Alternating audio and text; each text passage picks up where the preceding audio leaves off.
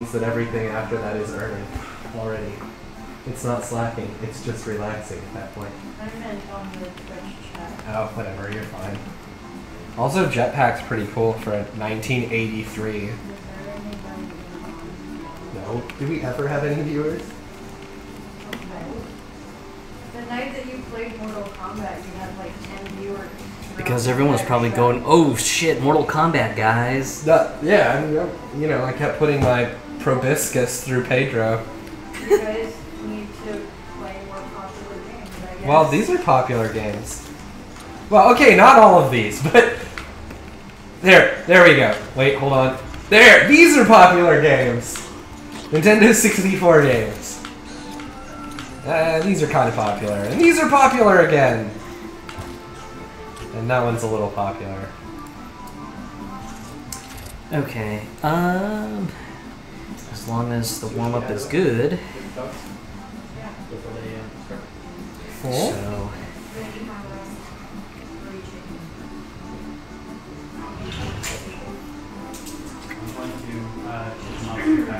Going to Facebook?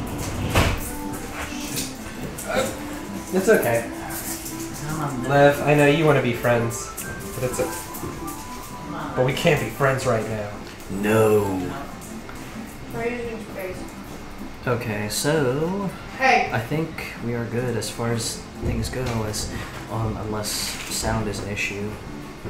Microphone's capturing stuff, at least from what I can tell. Alright, so... Okay. Thanks for the reminder, Andrew. Let's see. Have you ever played Portal? Are you on the Portal? I haven't played it. I feel like Kelsey would like it, that's all. I didn't know if you... Yeah, maybe. Oh, I hello. thought you'd like the second one, though. I feel like you'd like Wheatley, the British robot. It's cute. Hey, Tula. Watley or... Wheatley, it's Wow, Stephen Merchant's voice. It's funny. Okay, so... Yeah, I guess we'll begin. Cute. Small, furless child, as most...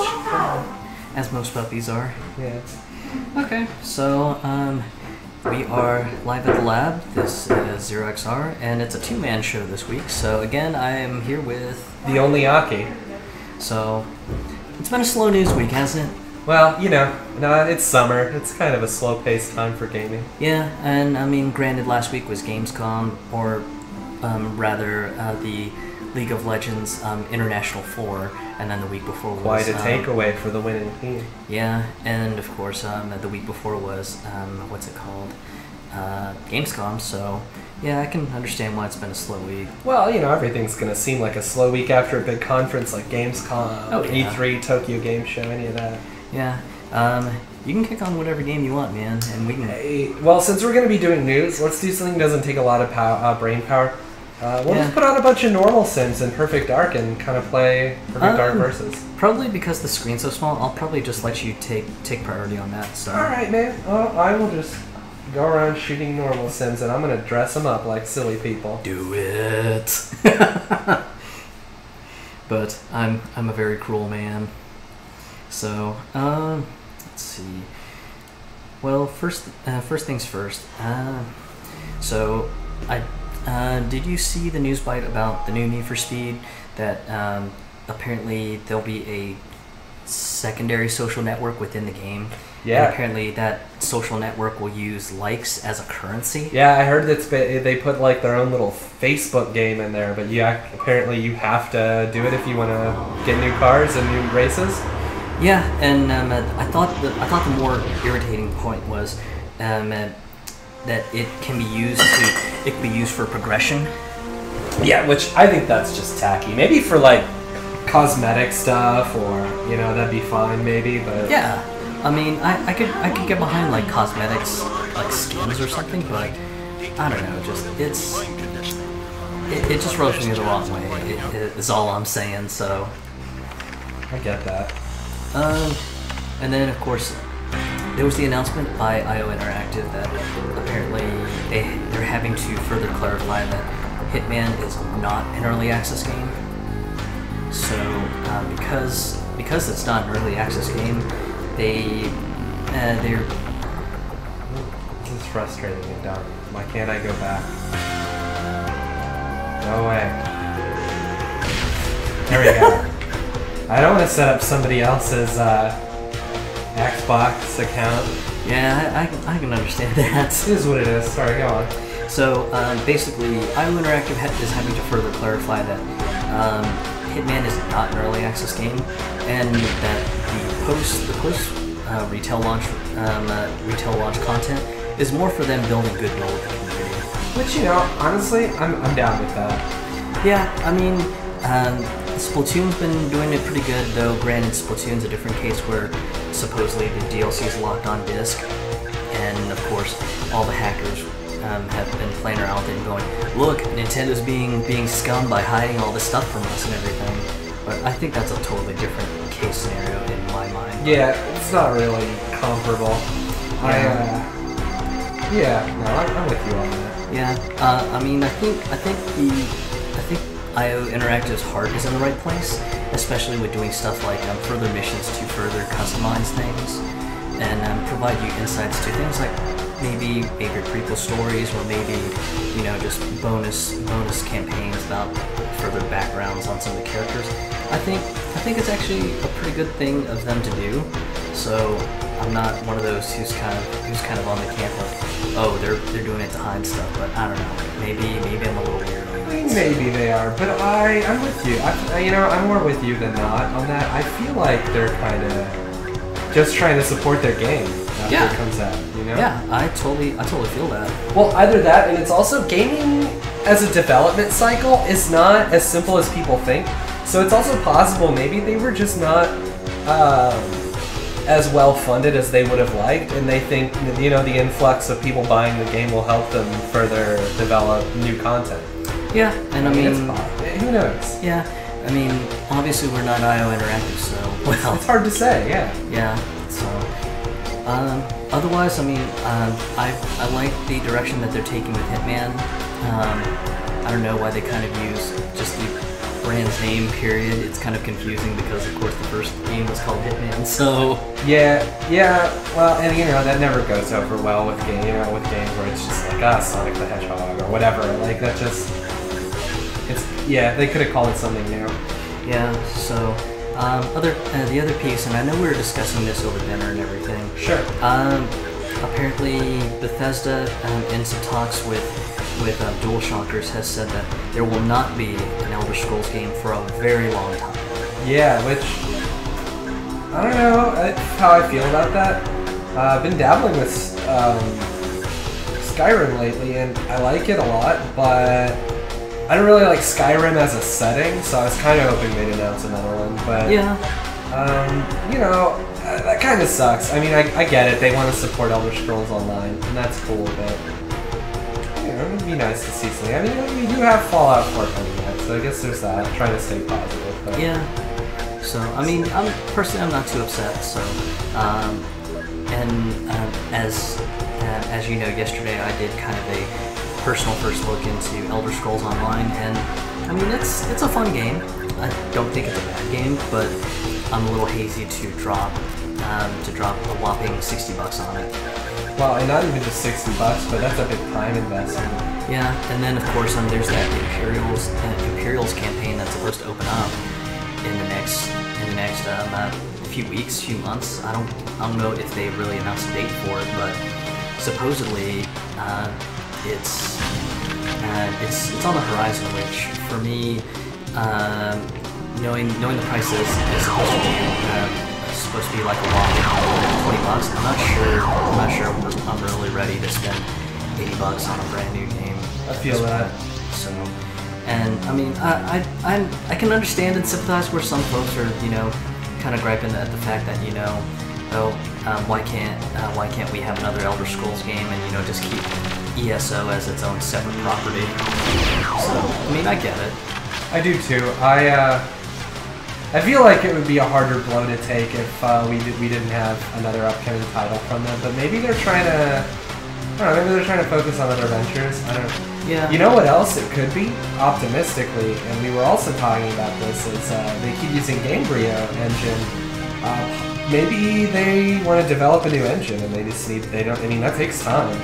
Yeah, and I mean, I could definitely see that too, so, and let's, I guess, in the spirit of positivity, let's hope that they're pushing towards a new game engine, because it definitely would be nice to have a newer engine, because I'm not gonna lie, Gamebryo is pretty antiquated.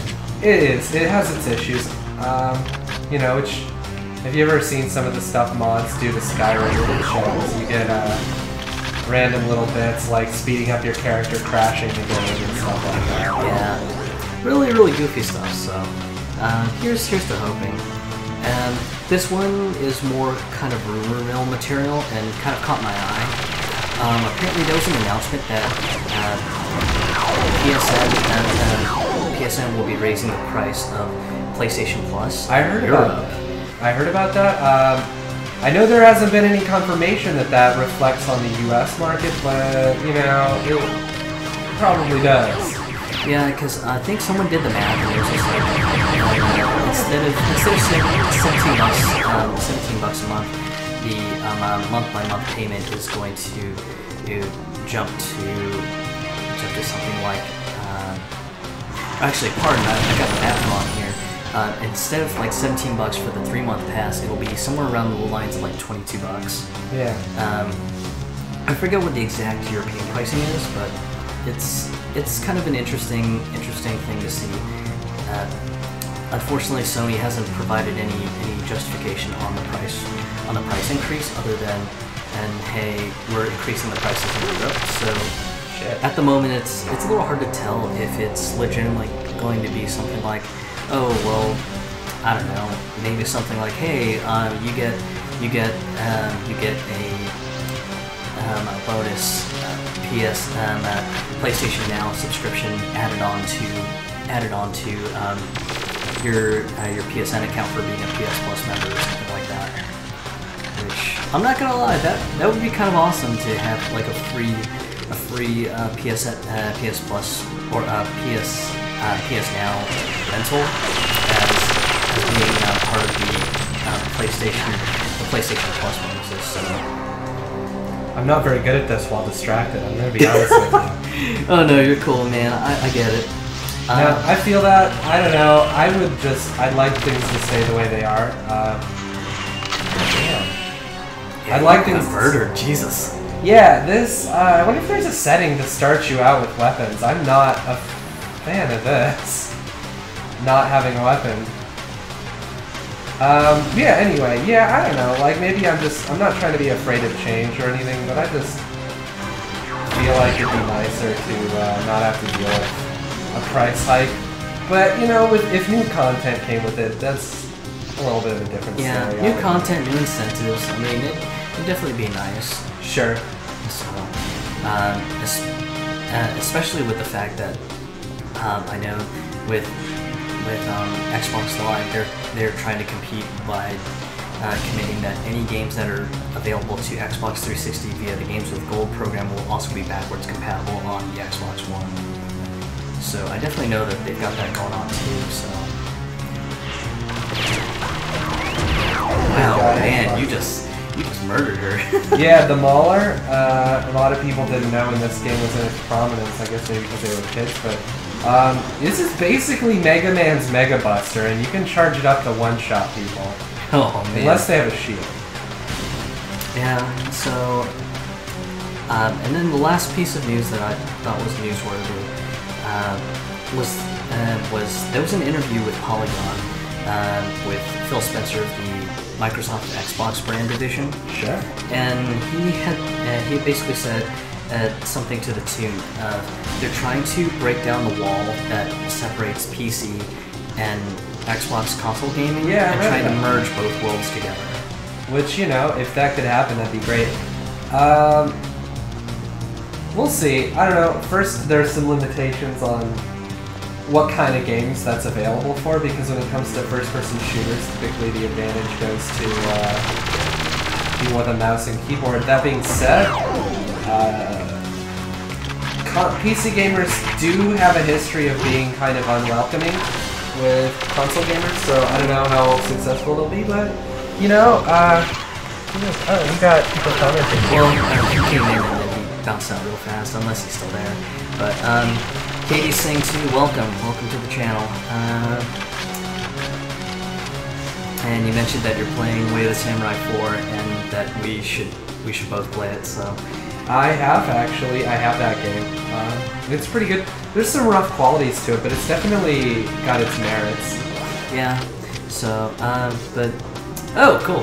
You're still on. Awesome. Fantastic. Yeah, well, we can definitely talk about Way of the Samurai when we get through our news.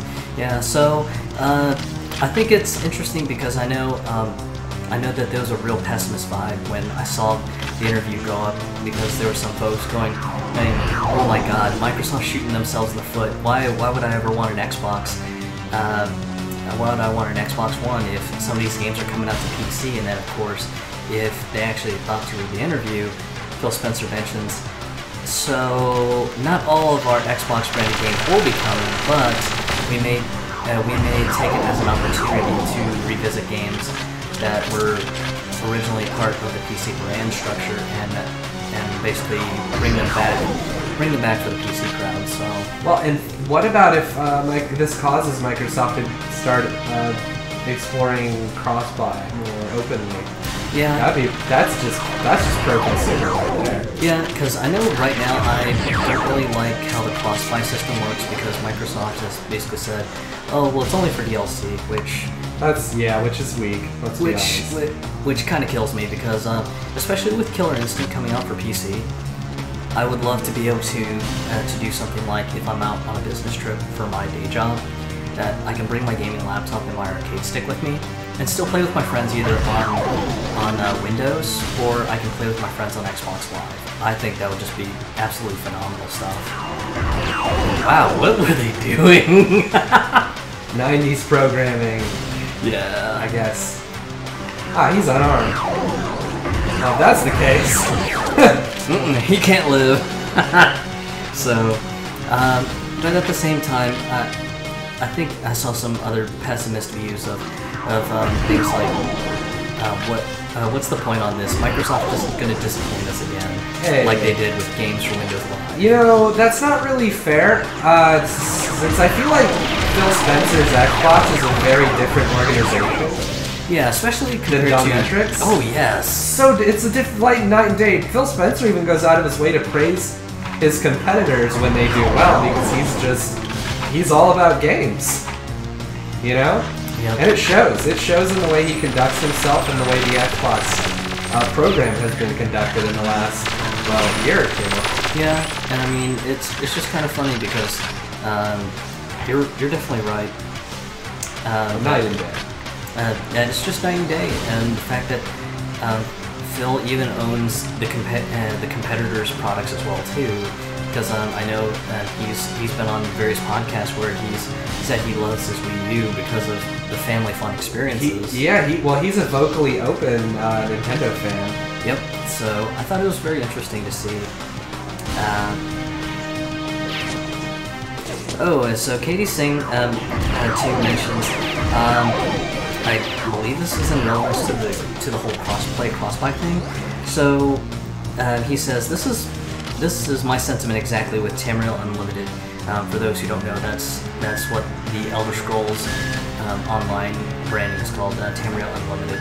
I have a cousin that's playing it on the Xbox One, and on PS4, and I can't play with them, and they can't play with me That's a downer. because I'm on PC. Yeah, that's a big downer. That kind of sucks. And Square Enix has done great with the cross platforms in both of their online games, Final Fantasy 11 and 14. Yeah, I remember, I even told you a while ago, I remember being really impressed when I was 17 or whatever, when Final Fantasy 11 came out on PS2. I was playing on PC, and people being like, oh yeah, sorry if I type slow, I'm on PS2, and I was like, holy crap, I didn't even know this was out on PS2. Yeah! So, and I mean, and I was definitely disappointed with that, with Tamriel Unlimited, because I was hoping that, you could play with the other environments, especially because of the fact that if you played on PC, Bethesda gave you a coupon for a $20 discounted copy, and albeit a digital key to bind to either your PS4 or your Xbox One. But if you read the fine print, they also added a service where you can migrate your PC character to either Xbox One or PS4.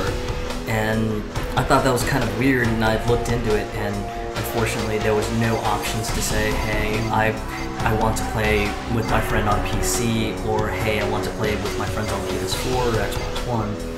And it was a terrible downer to see, so...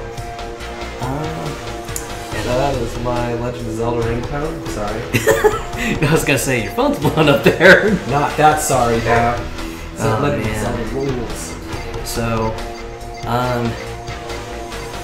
but yeah, you wanted to touch a little bit on Way of the Samurai 4 because Well, of Katie Singh's mention. Yeah, well, I've got some personal experience with it. I will say it is definitely a very open world experience in that the game, the best stories to tell are like the weird things that happen to you as the player. And like I got it, I was talking to the British consulate or ambassador, sorry, and she asked me to help the Western Medicine Hospital they're opening up because it's game set in Meiji Restoration, I think. And I go there, and a man named Dojima is like, "Oh yeah, I've been hired to help shut this place down. I won't let you."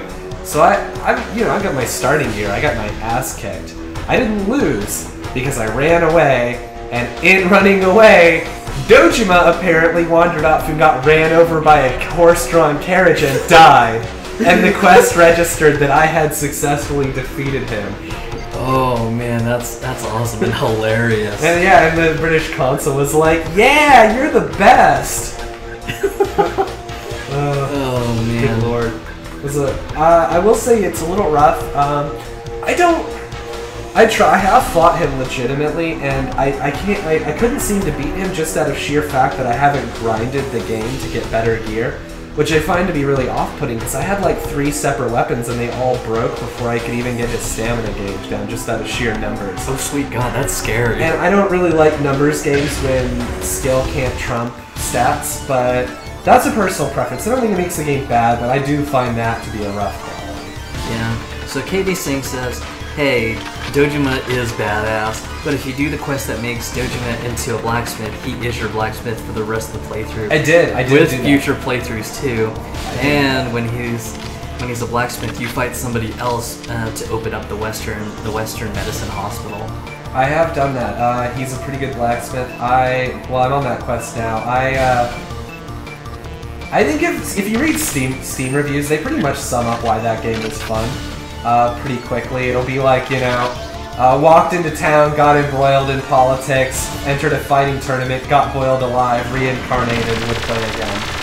Yeah, so Chef Convert asks, how do you win the fight to make him the blacksmith? And Katie Singh says, lots of blocking and avoid his low hits. Oh my gosh, I know, his low hit, into the one where he can like low hit, or is it the low hit into the throw? Because he has a throw or whatever that's just devastating. It's like all of your health. Oh my god, that's frightening. But again, it could be that I don't have a lot of great gear, so... Oh, this is so much of a better map than the last one I was on.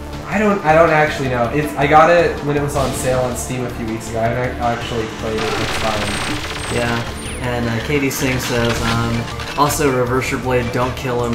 Yeah. Throw is rough, but the low hits where he runs and hits you in the feet, that's the worst. That makes sense. Well, you do. Yeah, I know you want to break down his stamina before you break his health down. That's what everyone's told me. I also know that there's this ninja-looking character chick that I saw, and I want her clothes. I have to kill her on hard because I need her outfit. Which is all. I guess that's another thing. If you go into Way of the Samurai, just go into it resigned, knowing that everything you do revolves around fashion. You are doing things to unlock new outfits. Oh my god. It's one of those games. So Katie Singh says, or Chef Tonberry says, how do you take a decent amount of damage off of him? He keeps healing, and Katie Singh says that he personally uses one-handed style, but the characters heal if you don't keep chain hits, and he also mentions that he too plays it on hard mode. Well, I was gonna say, one thing I learned on hard mode is your character will heal slowly when you're not doing anything in combat if you have stamina left. Yep. I noticed that the other characters are the same way, which is kind of why I was trying to take Dojima out with his stamina gauge first. Yeah. Well, that plus, it's just good form. You know, you don't just go into town killing random people. What is this, Grand Theft Auto? Yeah. So, and speaking of really interesting games that have been popping up on Steam, I've been playing Fairy Fencer F. I've heard of that. I saw a little bit of it. Yeah, it was an extremely good deal for $15. Sorry. Oh no, that was kind of awesome. Hand cannon. So I was actually impressed, and it's actually kind of funny about Fairy Fencer because I bought it used on PS3 from GameStop for like $30, and then bought it again for $15, and all the DLCs, which were like a total of like $6 on Steam. So the complete game was like $21. So it actually looks very, very pretty on PC. I was actually surprised because I'm just so used to Japanese developers being a little bit lazy on their PC ports. That's true. Also, should we get that? Oh, please hold. Doorbell is ringing.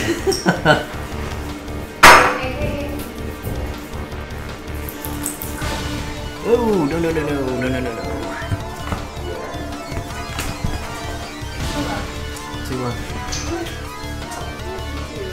Oh, it's housemate. Actually, for me, in my head, you're Snake Lady. Snake! Okay. A housemate needed him. I'm sorry for that pause.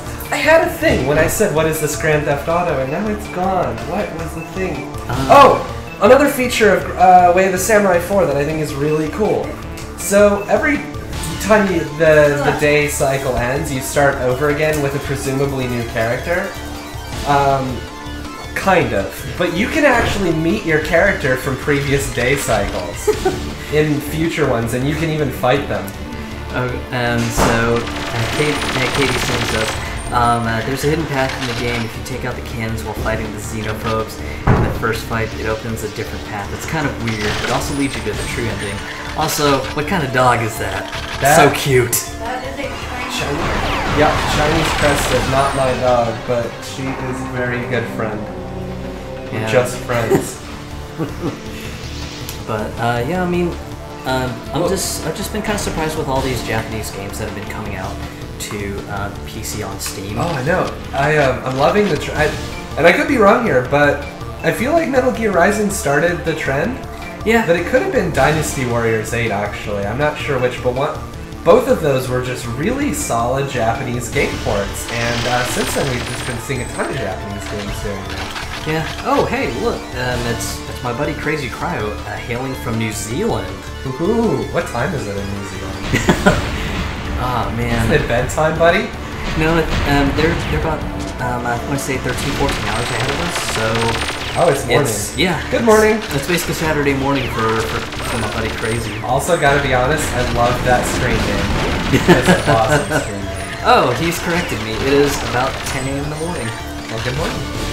Hey, first place against brainless AIs. So, yeah, I've been impressed with some of the stuff that's been coming out on Steam, especially the Japanese niche titles. Sure. Mostly because of the fact that they've been really high quality, which is amazing. Because Fairy Fencer, I wasn't expecting much on it, but the graphics just look absolutely phenomenal in that game, and it's a PS3 game of all things. I don't know if you heard, the new Tales game on Steam supports online multiplayer through Steam, apparently. Ooh, that's new news to me, actually. That's pretty cool. People have been waiting for that. Yeah. I don't know if Tales of Symphonia on Steam does, but what is it, Zesteria? Yeah, Zesteria. That one apparently does. Yeah, that's pretty cool. I wonder if they ever hit the incentive, because last I saw them for the Tales of Symphonia bonus pre-order incentive for Tales of Zesteria, I believe it was at 13%. 13% completion for a bonus copy of Tales of Symphonia for PC. That's true. I did see that. I'm going to let's up the ante and make things spooky. We'll put proximity mines, and we will let the AIs turn invisible. Oh no! Yeah, this can only end in tears. Oh man. So, but yeah, I mean, I'm actually hoping that more and more Japanese game developers who release stuff on Steam make an effort not to be lazy. Agreed. Because as much as I love Koei Tecmo and the Warriors games, I've heard that for Dynasty Warriors 8 Empires, they went the lazy path and used the PS3 build instead of the PS4 build. They did. I checked on that because I was real interested. Because you know me, I'm really into that alternate like control your own history thing. Yeah. And I was like, oh hey, I could get it on PC. Then maybe it may as well. But apparently, if I want the pretty version, I got to get it on PS4. Yeah, and it's actually a shame because Koei Tecmo actually used the PS4 build for Dynasty Warriors 8 Extreme Legends Complete Edition, which was just Wildly taken. That was a really popular PC release. Yeah, it was taken with open arms because a lot of the PC players had been so used to being shafted with just inferior reports. Oh god, invisible guy. Yeah, that was a little freaky. Yeah, but he's a weapons cache apparently. That was spooky. Oh god! Oh my goodness. This is terrifying. So, Crazy Crow says, yeah, it's hard to sync with time. I'm from the US originally, so I know the struggle. And then Katie Singh additionally mentions, yeah, I'm getting ready to move to Beijing on Tuesday, so I know. And I guess he added, I know the struggle from Beijing to Tokyo to Frankfurt, Germany to Casablanca to Istanbul. Military, maybe? I mean, that's a pretty diverse profile of residences, I gotta say. And then Crazy Abs and awesome. Well, it'll be a little more intense down here for me in New Zealand because there's only a 4.5 million-ish people in the country. Fair enough. Oh, and KD says that he is not military. Because he just travels a lot, or moves. I'm not trying to pry, I just don't know off the top of my head a lot of lifestyles that facilitate that kind of movement. Yeah, so definitely some pretty intense stuff. Before we get into Battletoads and stuff, oh my god, that's mine. Okay. That makes way more sense of why it wasn't killing me. I was just like, is that yours, please? Oh god. On the other hand, got another one. Let's do this. So KD says, I served in Peace Corps in Morocco. So he says, feel free to pry away. He loves to brag. Peace Corps service is pretty braggable. Did international trade in Istanbul. Spent his undergrad years in school in Japan, and then grad school in DC. Apparently. My God, this is kind of a spooky match, and this is a claustrophobic map. Not gonna lie. Now I'm invisible. Do do do do do do do do do do do do. Spooky, scary skeletons. I watched somebody dub that area where the skeletons first start spawning in Dark Souls 1 with that song, and the video's a masterpiece. It ends with the player killing themselves, like instead of confronting the scary skeleton, skeletons. Revenge kill, that was beautiful. It was just like, I'm going to get it. Oh no, there was a mine I got in my face. You stupid. Nope. That's the best way to die. Take them with you. Yep. Oh shit, someone is invisible here. Ooh, and he's got weapons. Now they my weapon.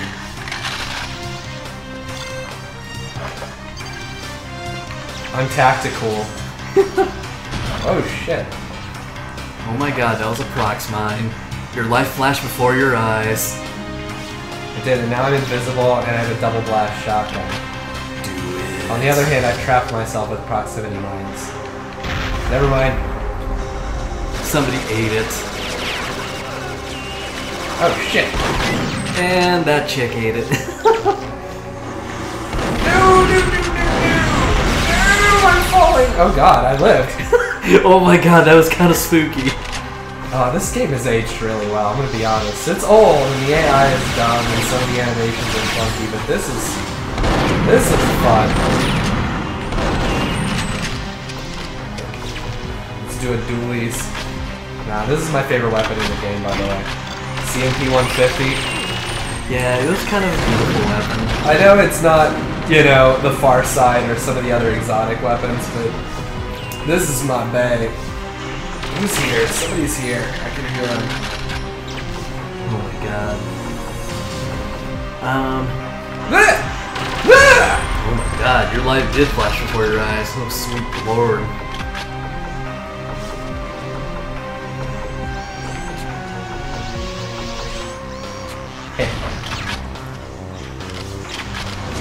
But, real quick before we jump to probably playing on Battletoads arcade and everything, was there anything you did this week at all as far as gaming goes? As far as what? As far as gaming goes, any gaming you did? Yeah, actually, I have become a little more... I got reacquainted with Dark Souls 1 because somebody gifted it to me on PC.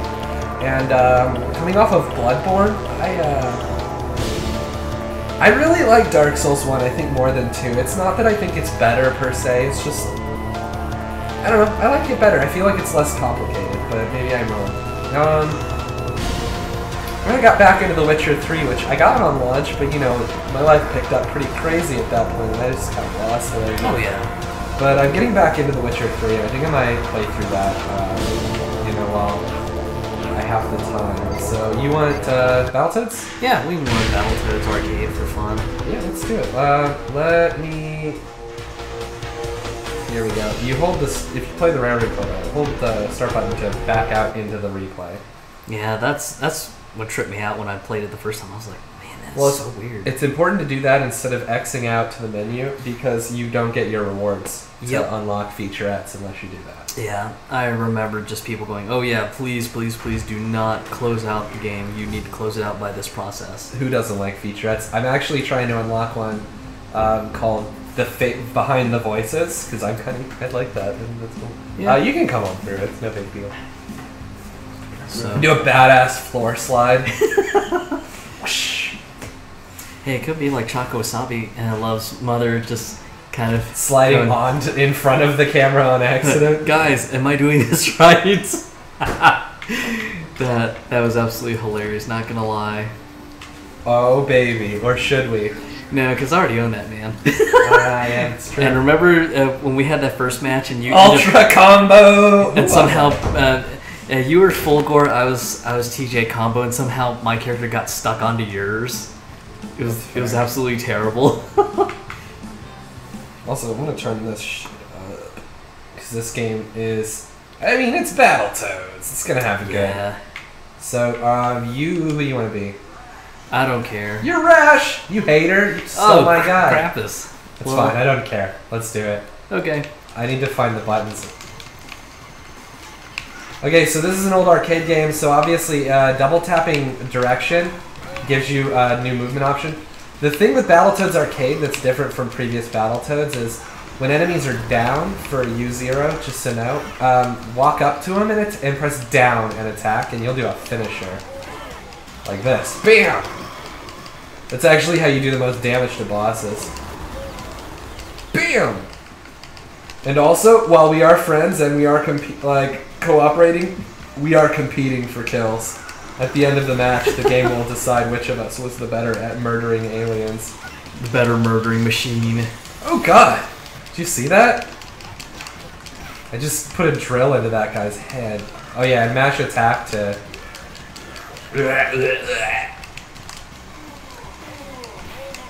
So, if for any viewers that can't tell, I don't know a ton about Battletoads the arcade. So I will impart the knowledge I do have. So Rash, Zero's character, the green one, he specializes in kicks. If you can't tell, for the most part, most of his attacks are oh my giant god, feet. he put his claws into the dude's eyes. Oh my Yeah, god. gory, isn't it? And I believe I'm playing Zitz. And yeah, that's right, because Pimple's the orange one.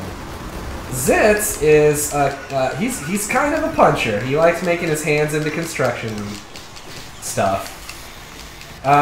Yeah. Anyway, the other thing with this game is it's hard, Not as hard as other Battletoads games, but you know, I beat the first stage the first time I ever played it without dying, but that was it. That was the end of that. Let me just try to find something real quick. You have a really good attack with your character, and I'm trying to remember what it is. For the life of me, it's the splits kick. Do you know? Have you found that? No. I thought I had it, but I guess I don't. I think it's down and attack. Maybe not. I don't know anymore, honestly. Yeah, I was gonna say, it's been so long. Yeah, I haven't even been to an arcade in forever, to be honest. Yeah, and sadly arcades just don't exist in the Dallas area, unfortunately. Nah, gotta go to Austin for that, I'm told. Yeah, supposedly there is an arcade opening up in Richardson, so... Well, I do know that Dave & Buster's is getting the Loke tests for Pokken tournament, so that's cool. Yeah. Almost like a real arcade. I'm gonna eat them all. Oh, we're at the boss, I think, the Minotaur. I love this game's meta use of the screen gimmicks. So definitely kick him when he's down. It's actually the only way to damage him. He doesn't actually get damaged unless you kick him off screen. Whoop! That's the thing about bosses in this game. Unlike normal beat-em-up bosses, there's usually a gimmick to them, if I recall. Yeah. Like, you have to do X thing to hurt them. I remember the next boss after this, you have to keep up a momentum of damage. Or else he heals, essentially. He doesn't keep the damage. Wow, that was terrible. Yeah, he can do it back. BAM! Oh no, I got gored! BAM! Defeated. Oh, I hope me jumping second doesn't mean I'm worse. I blitzed so many enemies, apparently, and you thrashed so many enemies. Yes! By one kill! I am the King of Carnage with a K.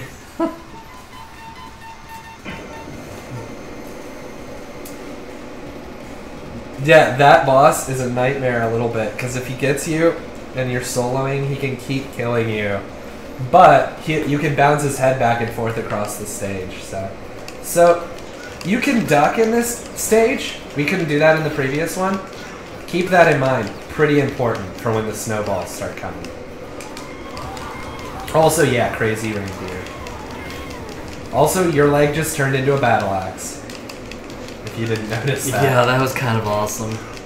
Yeah, I mean, Battletoads has a bad reputation for being brutally hard, but to be honest, how do you not like this shit? Is ridiculous. Come on.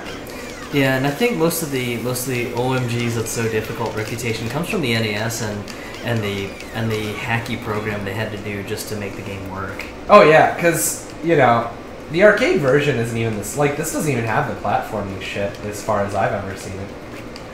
So don't try to get closer to him. You'll get your opportunity when he stops throwing. Ah. Bam! Oh my god. There we go. And also, KD Singh is apparently out for the moment, so... It's a shame. So he will see us next time, I presume. It's good to have you, buddy. Sock it to him. Squat in the mouth. Nope. We're tearing it up. Nope. Stupid reindeer. If I can get over there, is that like a secret? I'm gonna guess not. We've entered the butt-kicking zone. You know, it says press B for pimple, but I don't think the Xbox One supports, 3 players, does it? No, it supports up to 4. Really? Much like the Xbox 360 did. My bad. Oh yeah, you want to take these out. Obviously. Because they have guns. And also now I have a gun.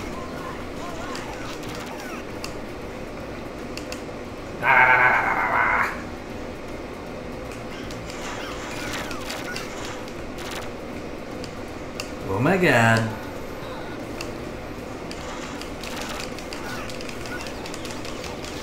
Ah!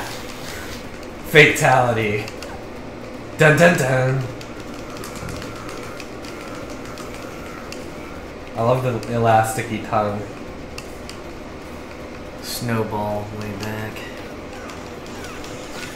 It should have said Snow Way Home or something like that. Snow Return. Oh man, that's terrible. Oh god. Eat it, Rudolph. That was a bad one, I'm sorry. You can send me to one-liner jail for that. You Gun guy. Adolf the Nazi reindeer. That was terrible too. I'm going to hell, guys. Yeah, a little bit. That's a pickup weapon on the left there. I already have a weapon.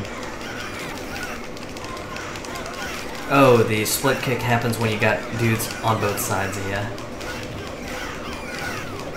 Oh, I'm out of continues? Huh. Yeah, that doesn't happen when you play single player. You can just respawn.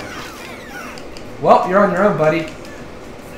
Or maybe it just happens between battles. Yeah. Well, that makes this next boss fight very awkward.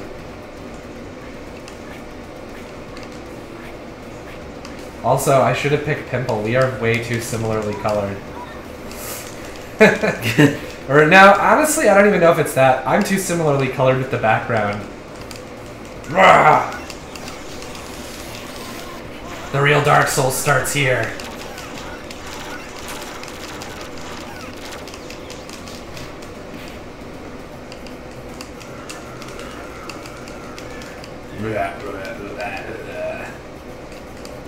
My. Boom.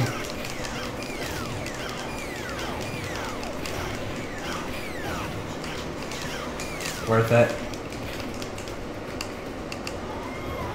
Nope. Nope. Denied. Also, this part is this is quite a level scenery change.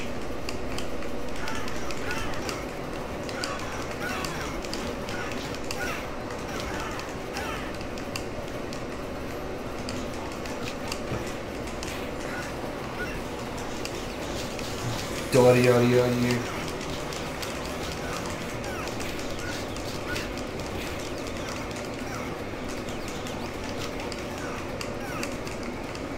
Jump kick it in the head.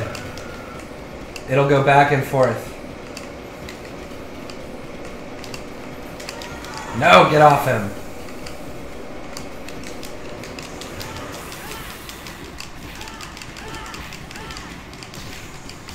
Count your blessings when it gets stuck in the ground. It doesn't normally do that.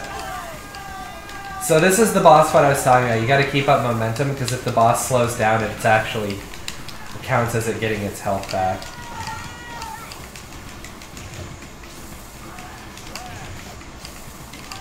Help!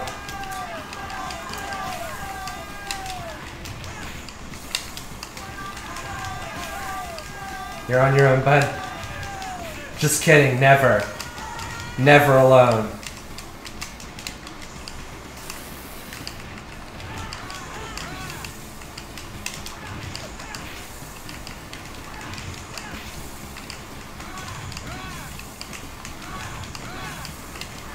Yeah, I can see why this game would be a quarter eater. This boss fight's really tough solo, to be honest. You can get into a rhythm where it becomes really easy, but normally that happens. Gotta hit him, or he heals. Damn it. Yep, now we're back to square one. I beat him once before. I've actually played a little bit of the next stage, if I recall, but I don't think I ever got much farther than that. I mean, I'm not an avid Battletoads player or anything. I know, I'm a traitor to the cause, but... Fuck. Oh, Jesus. Dash attacks work best. BT dub. Yeah! Wow, decapitated his face off. Oh my god. BAM! I didn't think that would actually work. Okay, what's Chad up to? Not a whole lot, unfortunately.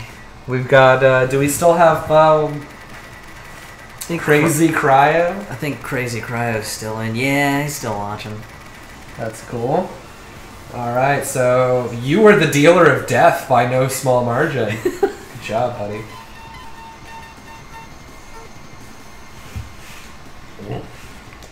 Oh my god. No! No, you won't! Michael! I saw what you were planning, son. I'm actually grateful that this doesn't have the bare knuckle, like, throwing your team members or teammates thing. That's really... Like, I appreciate what it tried to do, but I always found it really off-putting when I was a kid because I'd accidentally hurt my co-op partners, you know? Not a fan of that.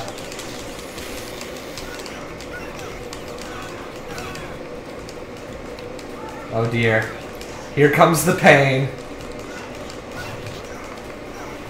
There's nothing here but pain. Did you ever play Splatterhouse? Yes, I did. Which one? Did you play the home console or the arcade? Played both the home TurboGrafx 16 one and the Sega Genesis one, actually. And I actually did play it on the arcade cabinet. The arcade one's really cool, isn't it? I mean, the console one's not bad or anything. It's just the arcade one. The arcade could do more back then. Oh, yeah. So, I don't know. I thought that one was really cool. I'd never seen it until recently. Also, yeah, we're totally kicking this guy in the nads. Yeah. Because Battletoads is maximum maturity.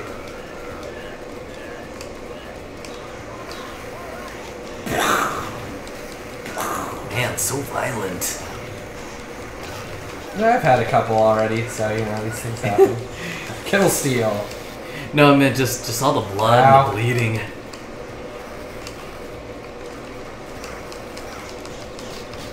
Claws to the face.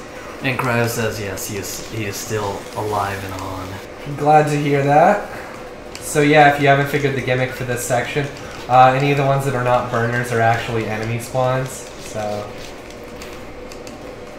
Whoop. And yeah, they're cheap, so the enemies don't get burned. Wow, what scumbags. Scumbag rare. No! Male and female restroom. Whoa. Oh, of course he's on the toilet. Well, as I mentioned, Battletoads is a game known for its maturity. Yes, it is. Also not being Ninja Turtles.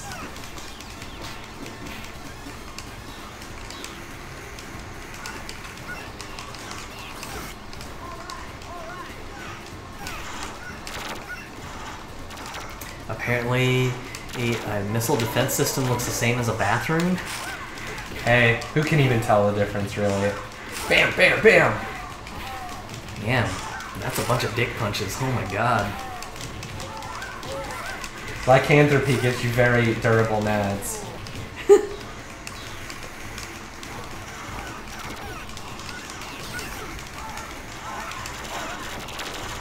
Now we play in Contra. Not quite. Oh god, don't get knocked off into space. Speaking of getting knocked off, we both did. But it's okay, because we're really violent toads, so...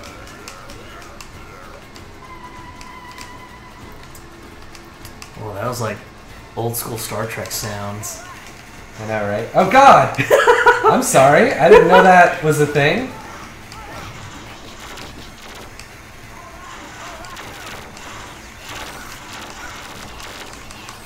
Battletoads Arcade Combat Evolved. Oh my god. It's terrible. Oh, speaking of which, I actually need to finish. I need to finish Halo 1 through 4 and also ODST from the Master Chief Collection. Have you played the remake of 2? Not yet. Nor I.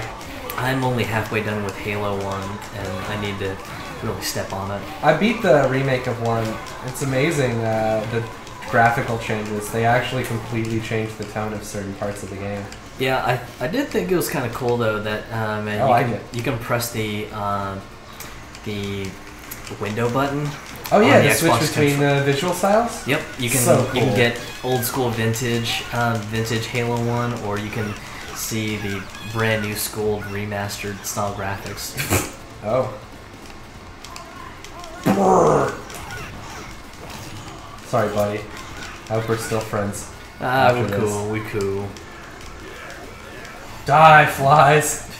You don't belong in this world.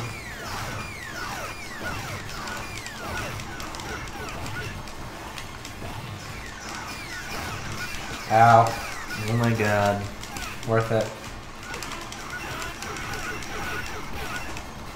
Well, they were just made out of paper.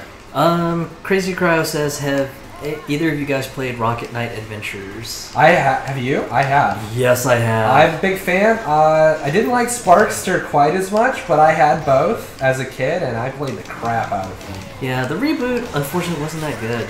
It wasn't awful, but it definitely wasn't what I'd hoped. Yeah, I mean, it wasn't a terrible game, but it was kind of a, they promised a lot and really didn't quite deliver. I feel the same way. I love rocket jumping in that. In fact, that's kind of one of the things, because if in Crazy Cryo, if you haven't looked at Freedom Planet, it's basically made out of sugar and spice and everything nice on the Sega Genesis / Mega Drive.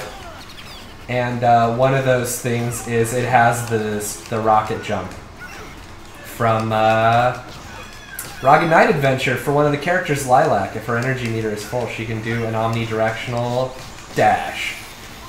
Yeah, and Freedom Planet is a game that I feel deserves a lot of love, especially since that Sega doesn't know how to seem to treat the Sonic franchise correctly. Well, even more so, they actually just had a stream this week, and I think it's available to watch on YouTube, where the voice actors played through the game, watching the stream, and they did the voices in character while the stream was going. Oh wow, which that's is nuts. That's really cool. So, and I've the voice actors in that game are very very nice people, and they're really good at doing cartoony voices. Yeah, I do think it was kind of cool, and I think you mentioned this to me as a trivia fact, that pretty much at the beginnings of Freedom Planet started as a Sonic fan game creation, and then when they were concerned about the potential cease and desist orders from Sega possibly being an issue, they were just like, you know what, we'll just make our own damn game. Well, we're getting bodied. Yes, we are. Oh my god. Well, the other thing is they mix so many good things in. I would go as far as to say that the boss design is kind of reminiscent of 90s Treasure. Oh yeah. And that's obviously a really good thing for anybody that was playing Treasure games in the 90s. Yeah, like Gunstar Heroes. Oh, Gunstar Heroes 3D is actually coming out to 3DS in a few weeks. No kidding! Oh, I love Gunstar Heroes. So if we both get it, can we play that cooperatively? I don't know. Because, I mean, look, come on, that's how Gunstar Heroes is meant to be played. Anyway, we kind of ignored Cryo there, I'm sorry for that. But yeah, the short answer is yeah, played and loved Rocket Knight Adventures. I very much was a Genesis kid in the 90s. Yeah, same here. Not like necessarily by choice or anything, but it's what I had, and I wouldn't have it any other way. I loved the Genesis and Contra Hardcore and Shadowrun and all of that. I loved it. Yeah, and Phantasy Star. He says, I'm thinking about going back to play Night Trap this weekend. Nice. Oh man, that game was so good and so terrible at the same time. Especially with some of the like 90s cheesy slasher movie tropes in that game. You have either you or Crazy Cryo played Tocham and Earl? I have not. I knew a lot of people who played it. I personally didn't own it though, but I heard nothing but good things for those who kind of like the adventure aspect of the game. I mean, it had its flaws, but that game had so much personality. How about Smash TV? Crazy Cryo says, I had a Genesis and a 3DO, but I probably played more on the 3DO than I did on the Genesis. Hey, whatever, man. Gaming's all about fun. Whatever you have more fun on, that's the right way to play. Yeah, though it was a shame that 3DO with its potential was completely wasted. The 3DO, was that the one that had a bunch of first-person shooters? I can't... It had a lot of games that were on like a CD medium. That was kind of like the precursor to stuff like the PlayStation, in the sense that it was just like, oh yeah, this is a gaming console that's got like CD based media. Well, you can hold tons of stuff. I remember playing PO'd on a console at one point, a port of it, and I don't remember what console that was. It was probably on 3DO. I feel like it was. Yeah. So. Oh, our kills get reset every time we die? Yeah. Well, I gotta stop fucking dying and probably stop drinking so much.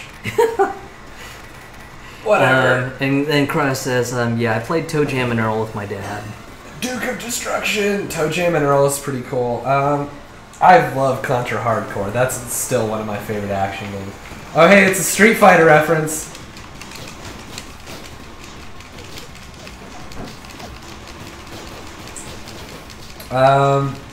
What other games that I really liked back then? I know a lot of people were into Ultimate Mortal Kombat 3. I wasn't as much. I didn't dislike it, but I just wasn't much of a fighting gamer as a kid.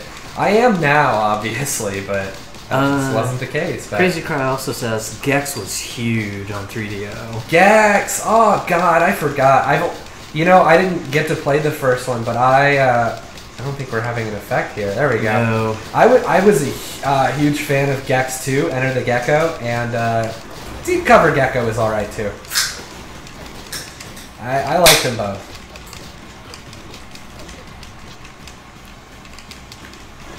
Oh, just in time! Why did I win? No idea. I don't know.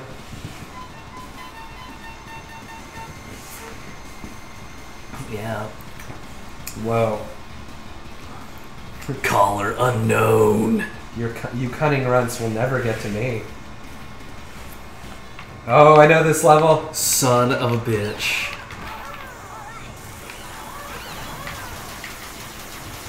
Are you supposed to be doing that? Yeah, oh, when I you can press do it jump. too. Yeah, when you press jump, you go into like. Oh, we do different movement patterns though. Yep.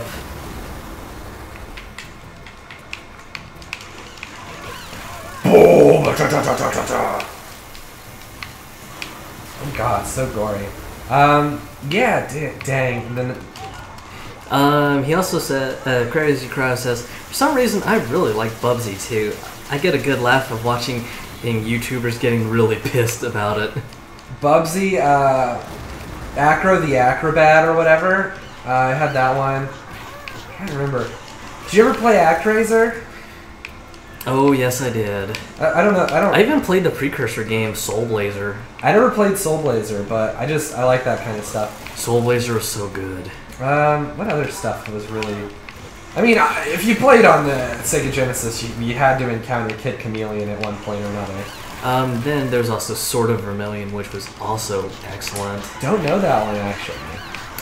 It was kind of like one of those the dungeon crawler style RPGs, but where it gets interesting was the fact that when you get into battles, it would be kind of like a side scroller. Oh yeah, like Adventure of Link or something. Yeah, that's pretty cool. And you would wander the dungeons kind of like in the old school like first person sort of view. So. A lot of the nostalgia people had for 2D Final Fantasy games, I actually have for Phantasy Star. I never played Final Fantasy until I was older, and I went back to play them.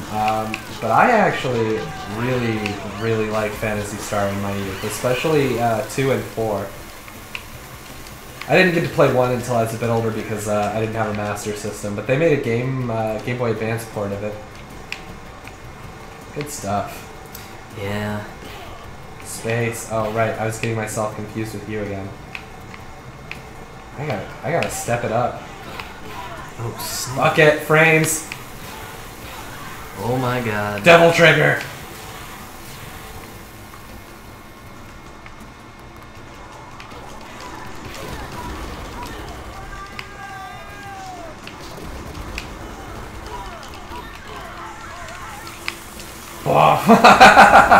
Oh my gosh. We are doofuses. Yes, we are.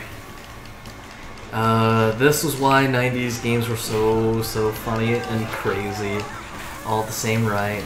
They were radical is the word I would go for. Yes! Like anybody who's played the first stage of Contra Hardcore, you start the game out in a car accident and then just blow up a city, and that's the first stage.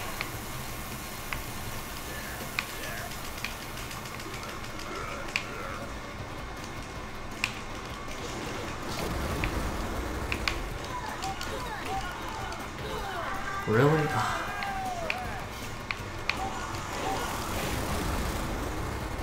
Magically Bear Claw.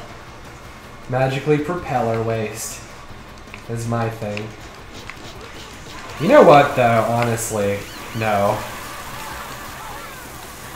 I shall not deal with this. Yeah, I feel that. Ooh!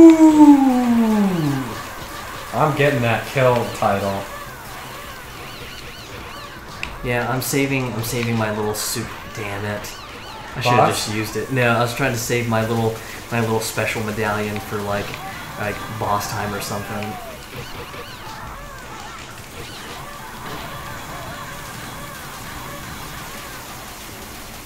You taking my thing? You No, stealing my man. thing? No. Oh god. Nice! No survivors. None shall live. No boss, that's disappointing.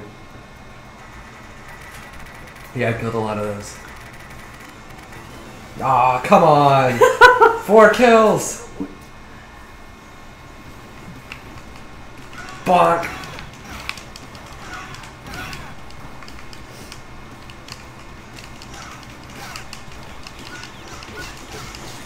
Oh yes, and I totally have a surprise for the show brewing in October. Is it the one you told me, or do you have a different one? Yes, It's a good yes. surprise. Yeah, I'll probably unveil it on the week of the show that we do. Also, I would really like, if at all possible, the split screen may not be an option. If the week it comes out, I really think we should showcase Dragon Quest heroes. Just, I feel like that'd be a good one. Yeah. Maybe not the week it comes out, the week after, so that way we can kind of do it without needing to be too focused. I think that'd be kind of fun, though. Yeah. Damn! I don't know. I'm into those Warriors games. Yeah. And I don't know why people give them so much flack. I mean, they're fun. They're great. I like it. Yeah. Actually, we may need to pause because I may need to take a bathroom break. That's fair. I don't think you've had a break since we ate dinner. No, I do not believe so. We'll say when, buddy. You want a bathroom break now? Probably would be a good idea. Alright, we're gonna take a hiatus, peeps. We'll So, be back in a second. Yeah. I'm just gonna shoot the shit with the chat in the meantime, then. Okay. So, I'll just, yeah. Well, hold on. we may need to have a balancing act. Okay, I got it. I got the right side. Cool, awesome, thank you. Oh god, that's way heavier than it looks. Okay, Yes. that's what she said. Okay, you guys are stuck with me right now. Oh yeah, bathroom directions. To the right, it is the second door on your left. The first one is a bedroom. Don't go in that. That would be awkward. So yeah, Bugsy. Did you, Crazy Cryo, did you ever play, shit, I keep asking you these, but did you ever play Dynamite Heady? That game was ridiculous.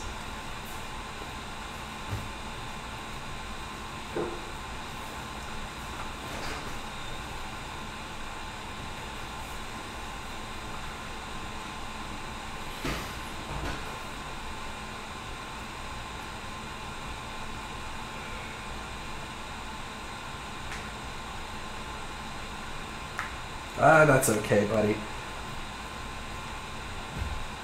I'm sadly, I don't have a lot of shared ground with the 3DO. I didn't get around to that much, unfortunately. Only had my sister's boyfriend, when she was in high school, had a buttload of video game consoles, and so I had a lot of exposure to stuff like the 3DO and the Sega Saturn and all that. I don't know if the lag is actually your fault. I think it's a function of Twitch that you're just inherently a few seconds behind me, in addition to having to type, so it is what it is.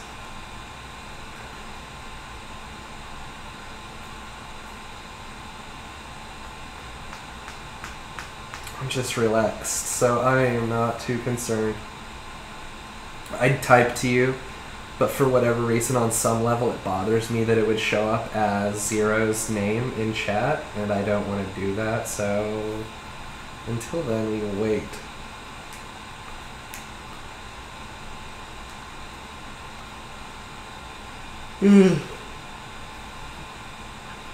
That being said, dang, Battletoads actually shows up pretty well on this stream.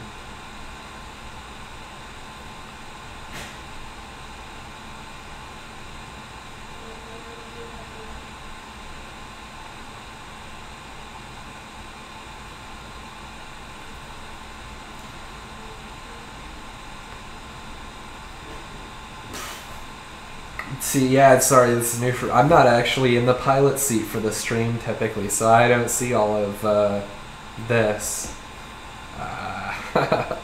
All the stuff in front of me here. It's just like a huge array of screens and chats and whatever. It's pretty cool. The desk he has set up here, this thing right here just has the chat interface. So it's just all sectioned off. I actually kind of like it. It's very organized.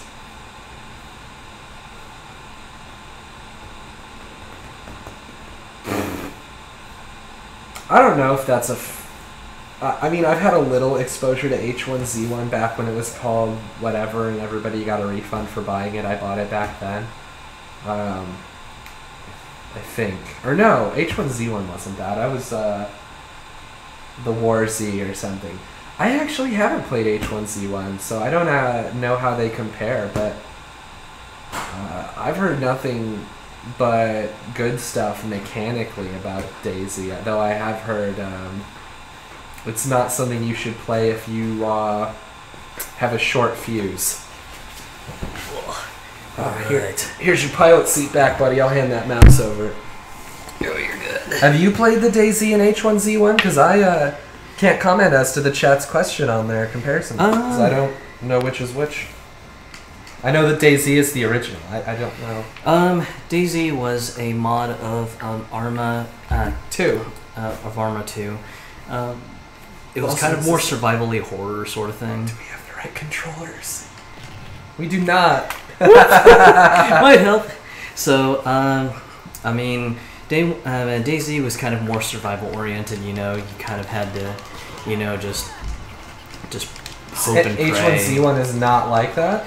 It's kind of like a massively a PvP sort of thing. Oh, it's like Dust or whatever? Well, it's player versus zombies. Oh, yeah, I feel... Okay, yeah, so Dust would be more like Daisy, then, because it's got that survival component, and the survival component's not really emphasized in H1Z1? It was, and then all of a sudden they had a new game variant, and the game variant has made a lot of people angry lately, actually. Because it's going into more, I guess, arena-style gameplay. Well, that does seem kind of lame for people that were going into a sort of zombie survival experience, to be honest. So yeah. I can feel I feel why they would be disappointed in that. Yeah, because I know that that there have been some posts on the Daisy subforums in various communities where some people basically said, you know, oh, this is not what I got into H1Z1 for. So I do not like the fact that this game has gone this direction, so I can't in good conscience advocate it. I feel that. Cryo, I would say if you're looking for more kind of a survival, a survival-ish sort of game where survival is definitely in a more emphasized trait, you might have more fun with Daisy. I would say you may want to check out some of the communities a little more carefully, because I've heard, yeah, some of the bandit-heavy communities are kind of annoying.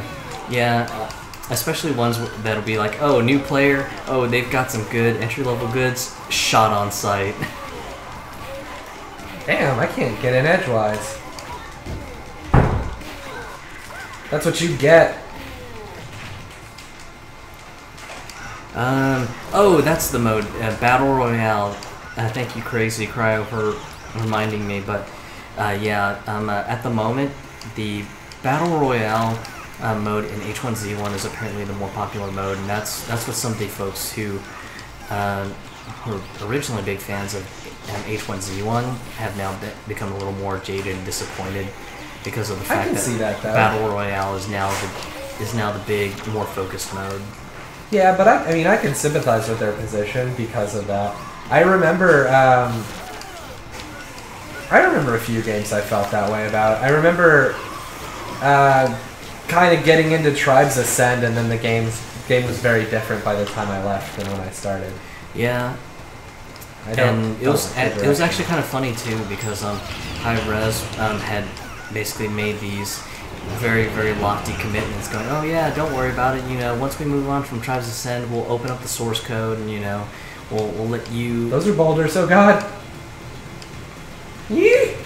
We'll let you, as players, you know, have the server-based code, so you can, you know, just go absolutely apeshit insane with making, you know, your own servers, your own mods or whatever, and apparently nothing came out of it, and it was like, oh hey, look, so we have this new game called Smite, you guys should really go play it, thanks. Which is scummy, of course, because a lot of the people who are playing that, not to spite Hi-Rez, but they're not Hi-Rez fans, they're Tribes fans. You feel me? So Tribes is a game about speed and skill and tact and all that, and they introduced well, a huge portion of the game is using your speed to evade. Yeah. And they really undermined that when they introduced a lot of hit-scan, bullet-based weapons that are just really hard to dodge. Yeah. And, I mean, I missed being able to do stuff like slide and glide around and then, you know, just pop somebody in the face with a disc launcher. Yeah, which is a little harder to do now that you have people with, like, double disc launchers camping rooms and... I don't know, and because camping is now really like a feasible strategy in the way Tribes Ascend was the last time I played, which to be fair, they might have fixed all this, I guess. I don't know. I haven't played the game in like a year or so. I don't know if they fixed anything, because I know that there was a big uproar in the community that when Hi-Rez was basically like, yeah, so we're throwing this game to the weeds and we're going to work on our new game, Smite. Players were saying, we at least get like a game balancing patch to fix up some of the issues that, you know, we've been seeing, because this is ridiculous. And Hi-Rez was like, no, we really don't see a need to, because you all should really be playing our game Smite. It's really, really awesome, and if you're not playing it, you're missing out. And it's just like, wow, what a really evasive reply. I mean, that's a fair stance for them to take, wanting to promote their new game, but you gotta support the games you make.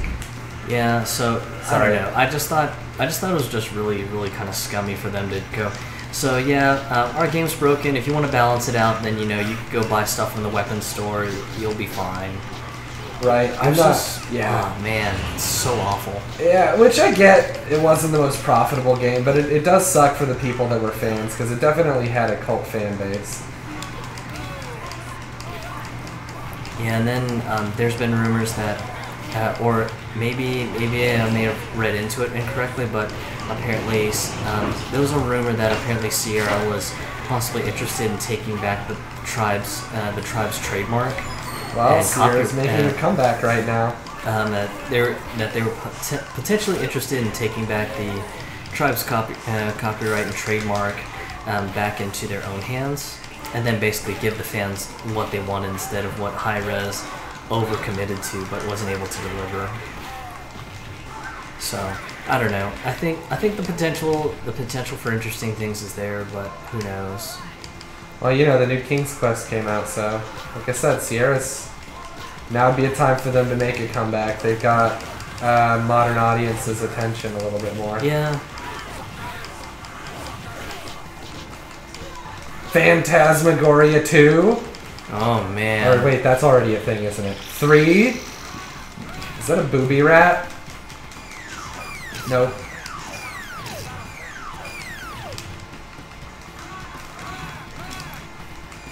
God. Oh, God.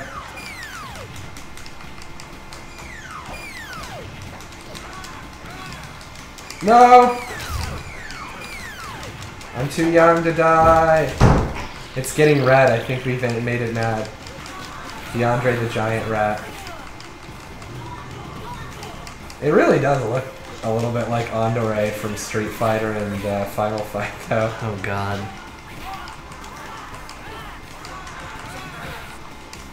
Never underestimate your dash and attack for boss fights. Oh, so if we keep hitting it, it shrinks. But if we get flattened, then it gets to come back to being full-sized again. I get it, I get it. Well, then we are scrubs, because we keep getting flattened. Nope. It deflated.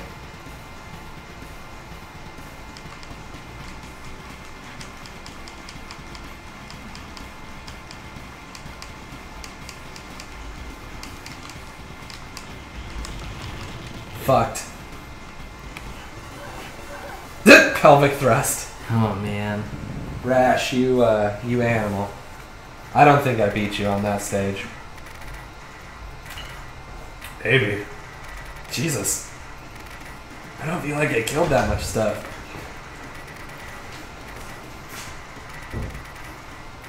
How long is this game, or? Honestly, I don't know.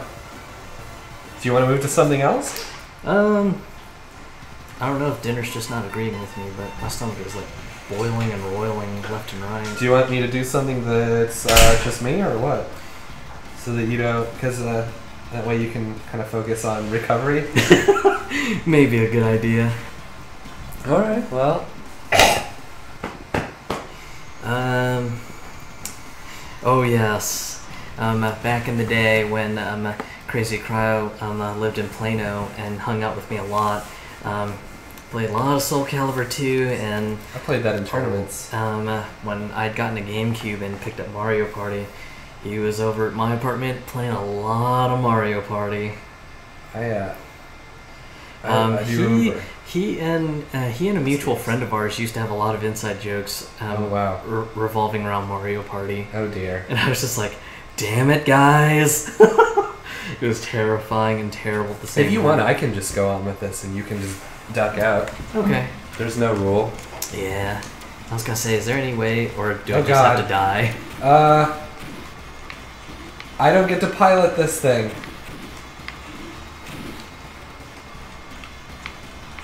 Oh, it's an auto-scroller. Also, this game plays really naturally on the joystick. I'm guessing the original probably... Oh god, it's Contra. Oh my god. I'm guessing the original Battletoads arcade had a joystick, because this plays way Yeah. better on a joystick than it does on a D-pad. Oh no! Look at you go, you little monster. Is that a flamethrower or what? What is that? Yeah. Oh, you can hold the fire button down. Three-way spread gun.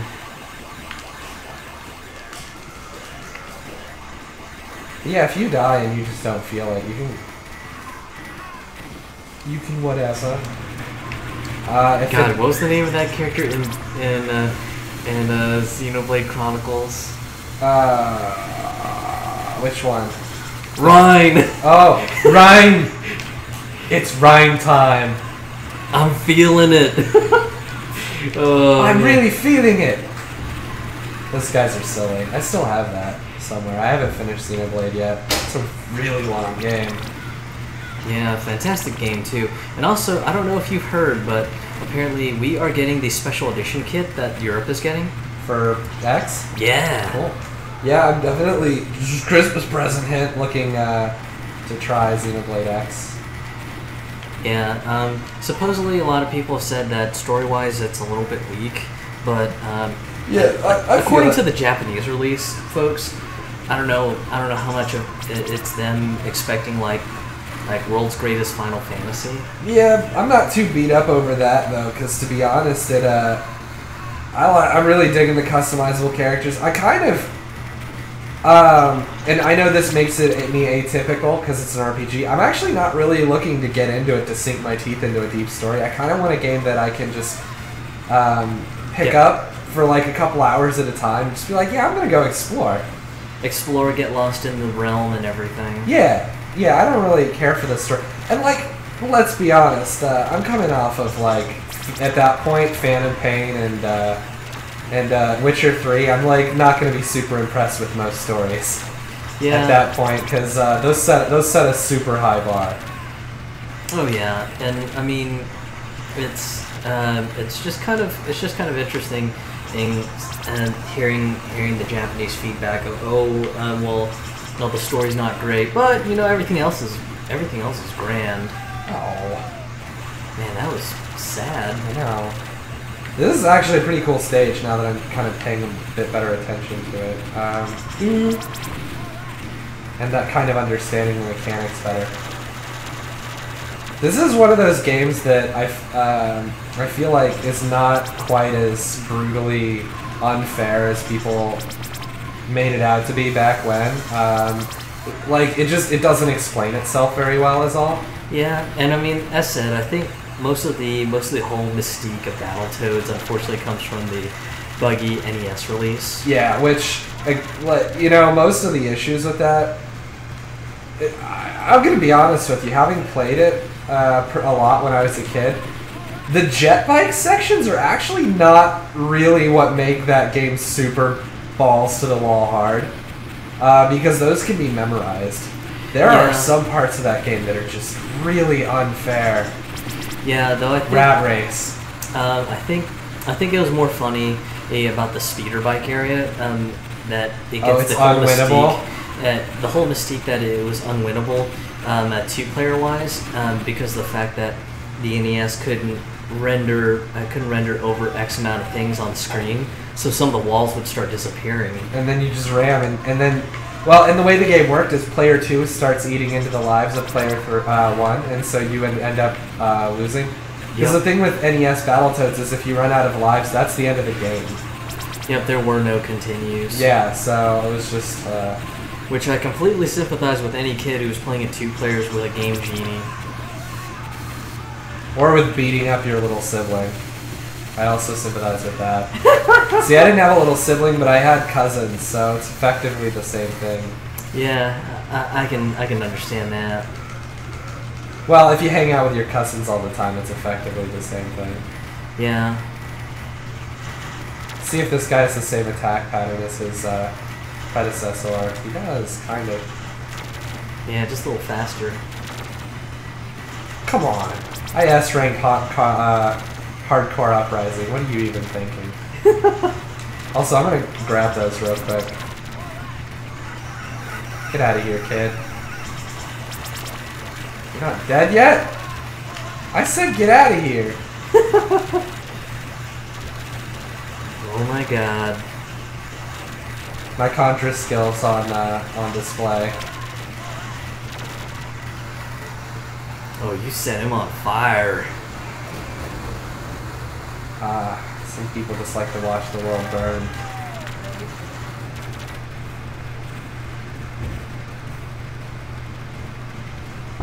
So yeah, honestly, this kind of holds up. This game's pretty fun.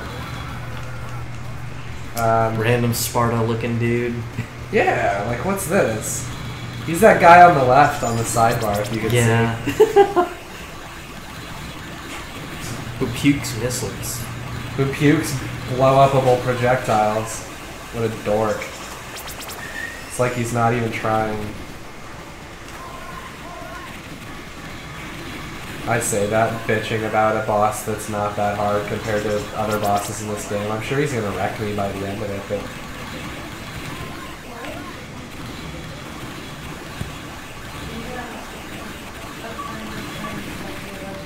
Oh shit, there's an achievement. 1,000 dead bodies. Oh god. No, my body!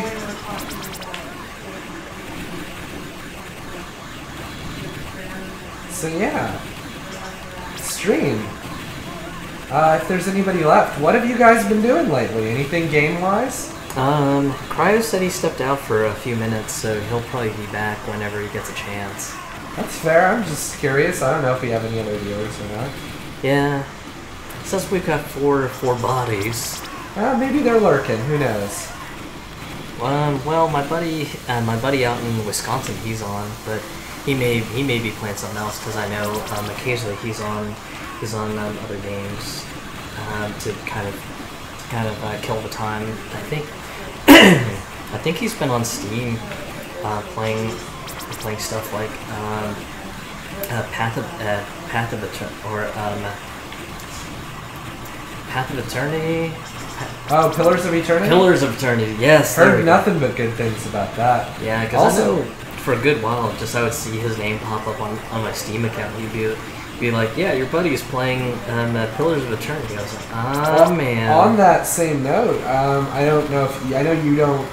You haven't been playing on your PC till like recently, but a really big PC game that came out last year was Divinity: Original Sin. Yeah. Getting a PS4 release. Yeah, and apparently they're making a Kickstarter for their new game Original Sin, Divinity: Original Sin. Isn't that what I said? I meant Divinity: Original Sin, the one that came out last year. It was really popular. A lot of people were saying they liked it better than Dragon Age. Yeah, I forget if it was Original Sin or what the new Larian project is. I know there's a Divinity, like Divinity 2 is another one that got pretty good reviews. That's what it is. Larian Studios announced Divinity: Original Sin 2, and they're pushing a Kickstarter for it. That's what it was. They're probably going to get funded. Also, this guy has so much health. Got it. I gotta go to the opposite side and shoot the hand as it... No, you tricksy little thing. Nope. No. No. Oh my god. I told you he was gonna kick my ass by the end of it. I'm not... No, this reminds me of like the old school Revenge of the Shadow Dancer back on arcade and the old Sega Master System. Revenge of the Quarter Muncher. Yes, it was. This reminds me of the Shuriken minigame that was in Revenge of the Shadow Dancer. Which, man, there's one game I would love for Sega to do a remix on. Revenge of the Shadow Dancer, because I loved using the dog to distract the soldiers, where they would bite the dude's hands, and you'd come up as Joe Musashi with your sword and just cut him down with your sword. It was kind of awesome. I really, really, really, really, really, really like Shinobi 3 on the Genesis. Shinobi 3 was revolutionary at its time. Honestly, that game's aged pretty well. I feel like Hideki Kamiya himself would say that game was mighty fine. Oh, gross. Now he's bleeding brains. Oh no, he's activating his shields. He's activating his holy shit, he has so much health. Oh my god. Okay, well, apparently now you dinged his shields to 70%. Oh god. Not giving up that easy. You got a flamethrower. Not gonna lie, I need to pick up Metal Slug after seeing this. Oh, that's a great game. This just reminds me of Metal Slug so bad. You know they've got Metal Slug 2, I think, on Steam. Yeah, 3 actually just came out on Steam as well, too. Does it have online? I don't know. Because you can play Metal Slug, and this obviously not recommended because it's not strictly legal. You can play on MAME, Metal Slug X. I'd prefer to play it legally if possible, but with online. Yeah. Because, you know, I got a friend in Canada who really likes Metal Slug, and I enjoy playing with him, but yeah. I'm not real sure. I really need to give it a try, especially since I have my Xbox One arcade sticks. Oh, yeah! And just get that old quarter muncher feel of being at the laundromat when I was still a little, a 12, 13-year-old kid just at the laundromat with my family and going, I'm bored, I don't want to watch laundry tumble, and then being handed like a sack full of quarters and go, here, go burn some time and buzz off. I can't not imagine 1cc in this game. No. I'm sure someone has. Yeah, there's probably somebody who's like. Maybe not. This game never came out in Japan, probably. Let's be honest. The Japanese arcade savants are usually Japanese, but not all. Yeah. So it goes Godzilla into the screen. Interesting. Lord, that was very rough. Yeah, I'm the best. I know. Finish the fight. And was that the end of the game? Complete every stage. So you are the winner. That was why that guy had so much health. Well then, what about What's-Her-Face? She's always the villain at the end of Battletoads. The lady on the left, the top left, I forget her name. Yeah. Unless she's like secret boss or something. It's true. So Robo's last shot reduces the Toad's sporty space cruiser to a flaming... Trying hard but failing miserably to maintain their cool, unflappable image, the Toads crash their bullet-ridden banger onto an empty planet. As the Toads are the heroes in this game, they escape the mangled wreck completely unscathed. Using the teleporters that they just happen to have with them, they travel back to base. I'm pretty sure that they're showing the characters that survived into the end of the fight, because, showing mine, not yours. Rash is typically associated with being the main character. Totally awesome. You've whooped the Dark Queen's, 52 minutes. Well, we're number 1. Yeah. Team Battletoads. Let's wait this out. I mean, we went all the way through. Yeah, no big. Ah, that felt good.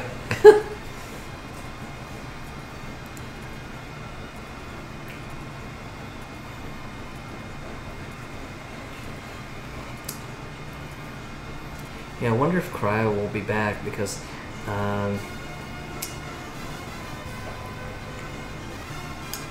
man, at some point we're probably going to have to see if we can get a big enough crowd to play a game of Lie Swatter from the Jackbox collection. Oh my gosh, the Jackbox is like basically sent down from the heavens.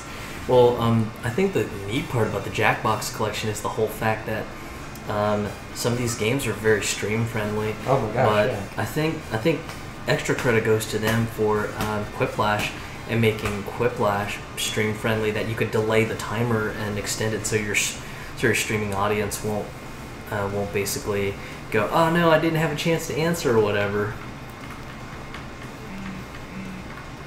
Oh no, my phone blew up. I'm not gonna go with AAA. I won't sully his legacy. The legendary arcade gamer AAAA. Or AAB. Ooh.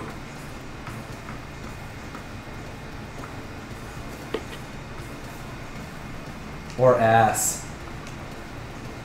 Don't forget Ass. Yes. Another top placing player in every arcade. Your corpse count. Something well played. I've never seen a zippier zits completion than that. It sure shows that strength isn't everything. Okay. Oh, so apparently our dear friend Action Glasses is having a great time at the show he's doing volunteer work at. Oh yeah? Yeah, he That's just buzzed me. He was wonderful. like, "Hey, so totally miss you guys. But I'm having a good time at the show I'm volunteering at, so kind of a nice little surprise."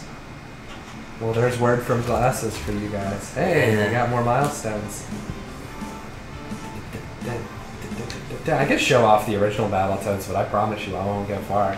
It has been forever since I played it.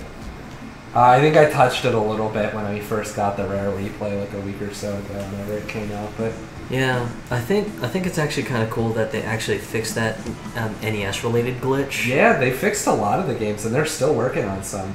Yeah. Jet Force Gemini is a little more playable, but it's rough. Yeah, I was gonna say I can only imagine that's still a rough for wear. Banjo has aged really well though, and the controls are great. Obviously, Perfect Dark is super good. Yeah, well, nobody cares about the plot. I'm sorry, Battletoads. So Battletoads might be the only game in existence, to my knowledge, to feature a second-person shooter segment. Think about that for a while.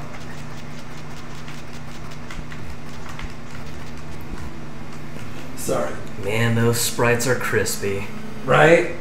They're rough. That's for Oh, right. You can break the legs off them things. You can, and they are really good weapons.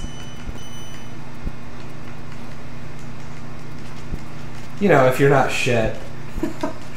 Or the enemies are being shitlords. Nah, I'm bad. BAM! Nope. BAM!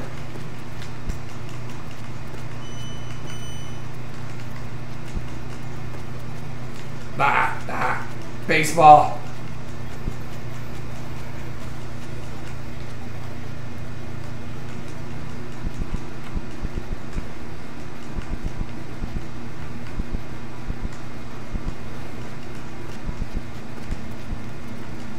These things are the bane of everyone's existence that's played this game. Just kidding.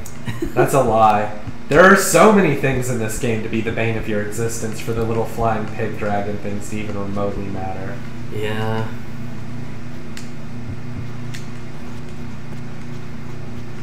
Ah!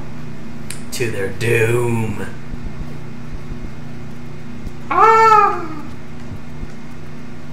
Oh, those are good. No, I want that. So this is the second person shooter segment.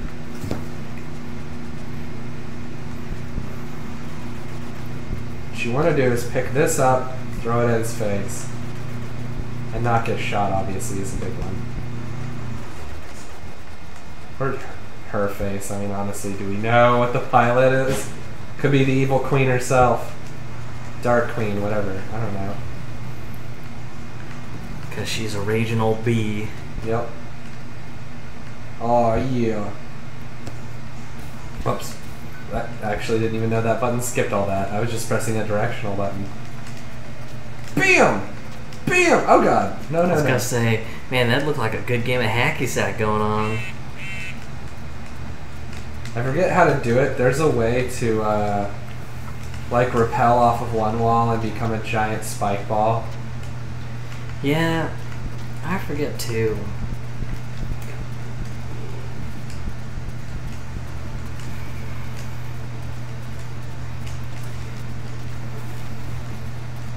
Damn you, Blizzard! You shall not charm me to pre-ordering the Grand Tournament expansion.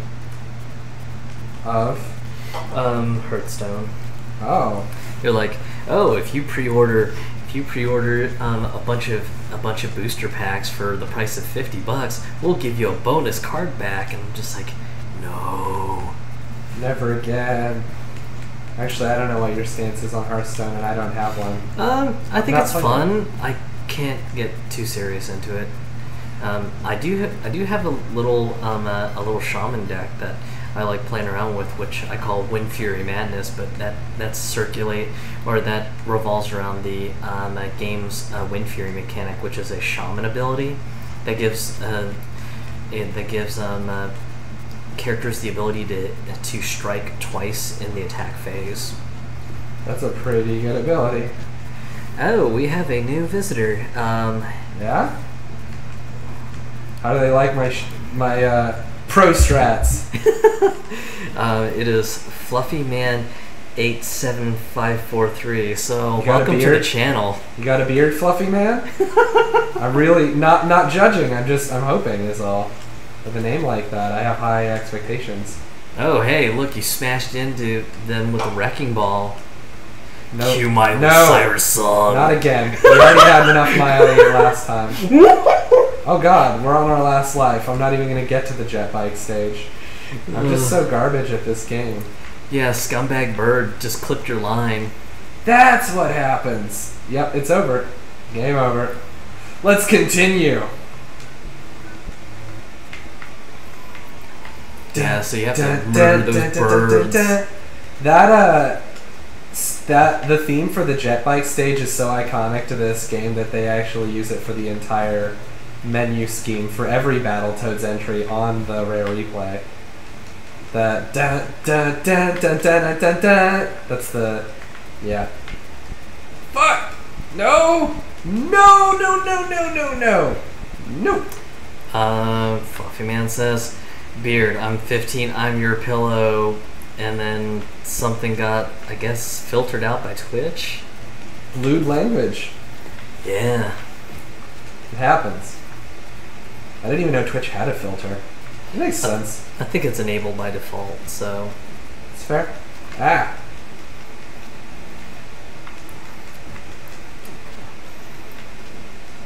Boop. Man, I was gonna say, that was about to become an epic game of hacky sack with bungee cord. I'm not good enough, I'm sorry. No, it's cool, man. Ah! Stop killing me. Ah, good lord. I don't have the most control over my character here, if you can't tell. Oh, so I guess that there were emojis that didn't quite show up. Hey, these things happen.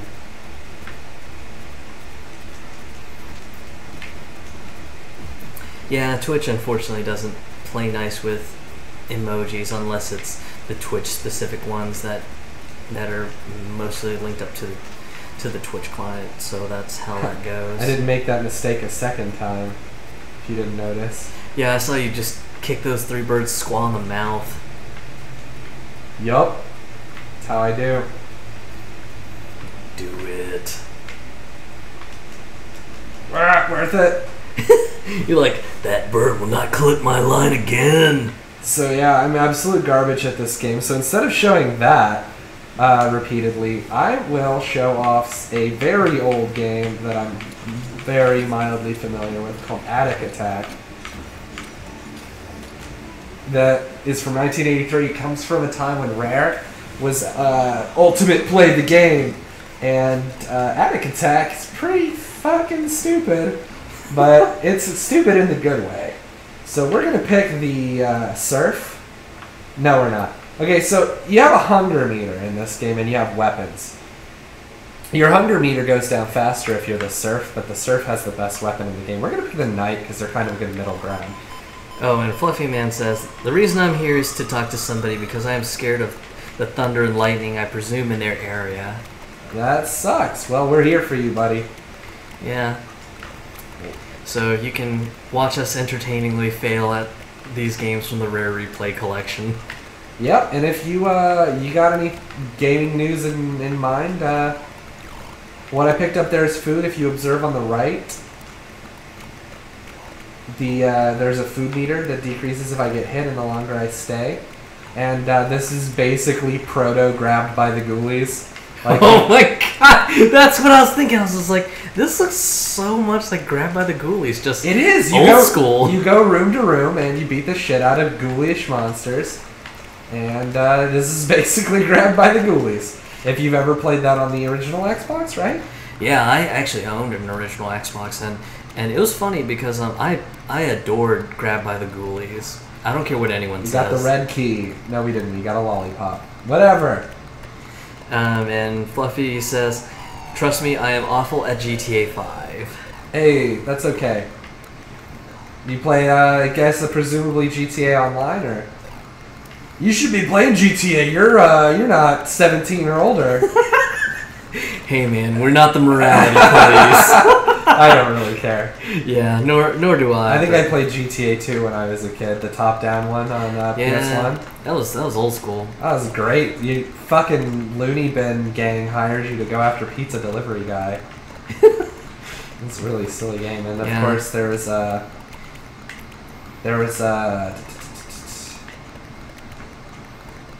what was it when you get your car paint? Max Paint.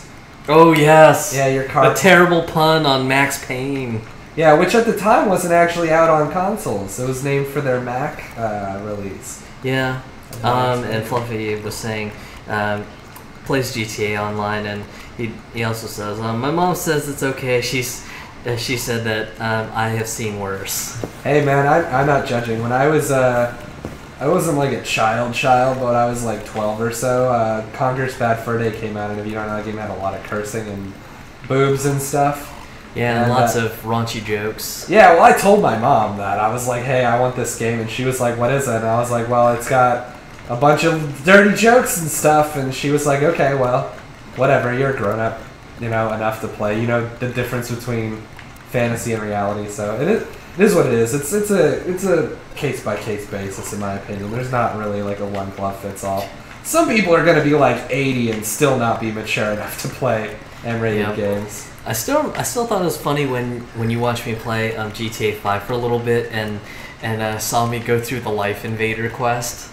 Yeah, that ends with you basically killing Mark Zuckerberg. Mark Zuckerberg.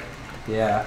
I still remember. Oh, I died. I still remember you were just impressed by my reaction, and you were like, "Oh my god, wasn't that so good?" I was waiting with bated breath for you to make the phone call to see what would happen. Yeah, I think my reaction was, "Oh shit! Oh shit!" His head explode. Yeah, it was absolutely hilarious, and also because I like the quest, because it's got Michael infiltrating a tech firm, and it just reminds me of that scene in 30 Rock where Steve Buscemi is in a high school with a hat on backwards and is like, "What is up, my fellow teens?" So Fluffy Man kind of wants an overview of who all's on staff here. So I am ZeroXR. I'm the host of the show and kind of the ringleader of things. Yep. I try to get the reins going on, and this would be my co-host, the only Aki. We have two more other co-hosts as well, but unfortunately they are preoccupied with obligations that came up before we'd even started the show. Also on staff, we have a support member who does not like to appear on camera, and her name is Chef Tomberry. And she's typically monitoring chat for people trying to do really rude stuff and whatnot. Also, she does impromptu sound engineering and watches the volume levels to make sure that everything is coming in clear, which is awesome on her part because we can use it. I know for a while I was just like, man, I'm going to need someone on sound engineering, and then she's like, I'll monitor the mics. And I was just like, bam! Yes! I really want that door up top to open. Please open, I'm starving. Please. Mitsuru, please, I'm dying. A hunter is not. What is it? Death is not a hunter unbeknownst to its prey. It's been forever since I played Persona 3. Oh my god. I'm old. I play stuff. We are not doing a sleepover. We typically do a weekly show every Friday at 7 p.m. Central Standard or Central Daylight Time, depending on if we're in daylight savings or not. Yeah, you weren't early enough to catch it this time, but we do a little bit of a news section on what's coming up in gaming, and then we play games. So, if you have requests for what games, I won't guarantee we're going to, but we can try to facilitate that too. If you have something in mind that next week you'd think would be really fun to see people streaming. Yeah, and typically we'll take requests on games to play, and sometimes like we had a show a couple weeks ago, we were playing Quiplash, and we actually had people online join us, which was actually kind of awesome. Oh yeah, the stream audience got to play with us. I believe this game actually has a goal to it. As far as finding the exit, but I haven't found any keys yet. I do know that you're graded based on completion as far as how many rooms you visited, but as you can observe by the fact that I can't open any of these doors, I do not have the keys yet.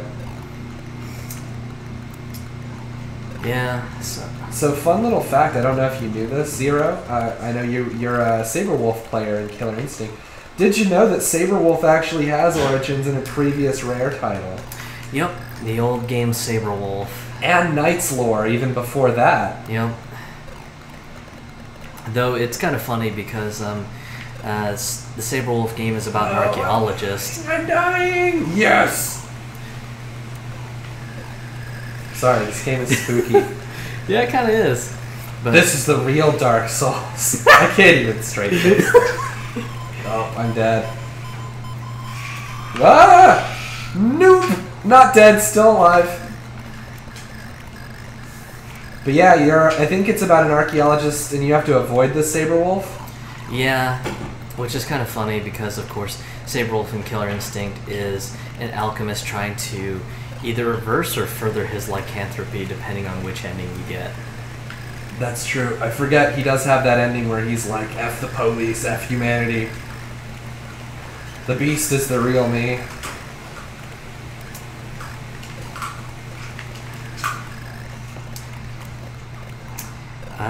Do you want to know a fact about Sean Fontano solo? I don't know what that means. Yeah, I'm kind of baffled on the question. Sorry, we don't have context for that. So that was Attic Attack, which you've now seen, and we are going to show off. I'm going to show. You know what? I'm going to show off. I'm going to show off the Xbox 360 remake of Jetpack. But first, let's look at the original Jetpack so that you can see. So Jetpack is a game about a little Neil Armstrong man trying to build a spaceship and shoot aliens with a linear laser beam. Oh my god, this looks like Joust. Yes. Not gonna lie, holy shitballs. And you only have to go over the point where your ship. There we go. And now it's the part where I have to fill it with fuel. And then you've got diamonds. As you can tell, that's that kind of Pac-Man trait where there's a bit of wraparound. And if you can't tell just by the fact that there's no health bar and this is a quarter-munching old arcade game, you do die in one hit if you touch enemies, which, you know, it is what it is. Kind of have to use your laser blaster for goodness. Indeed. Oh no! Sports!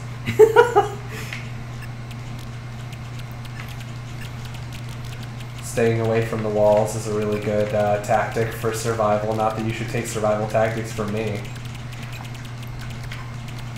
I'm more experienced at the remake. Oh, and Fluffy Man says, Sean Fontano is the guy who voices Franklin. Oh, okay. Didn't know that. Thank you for that information.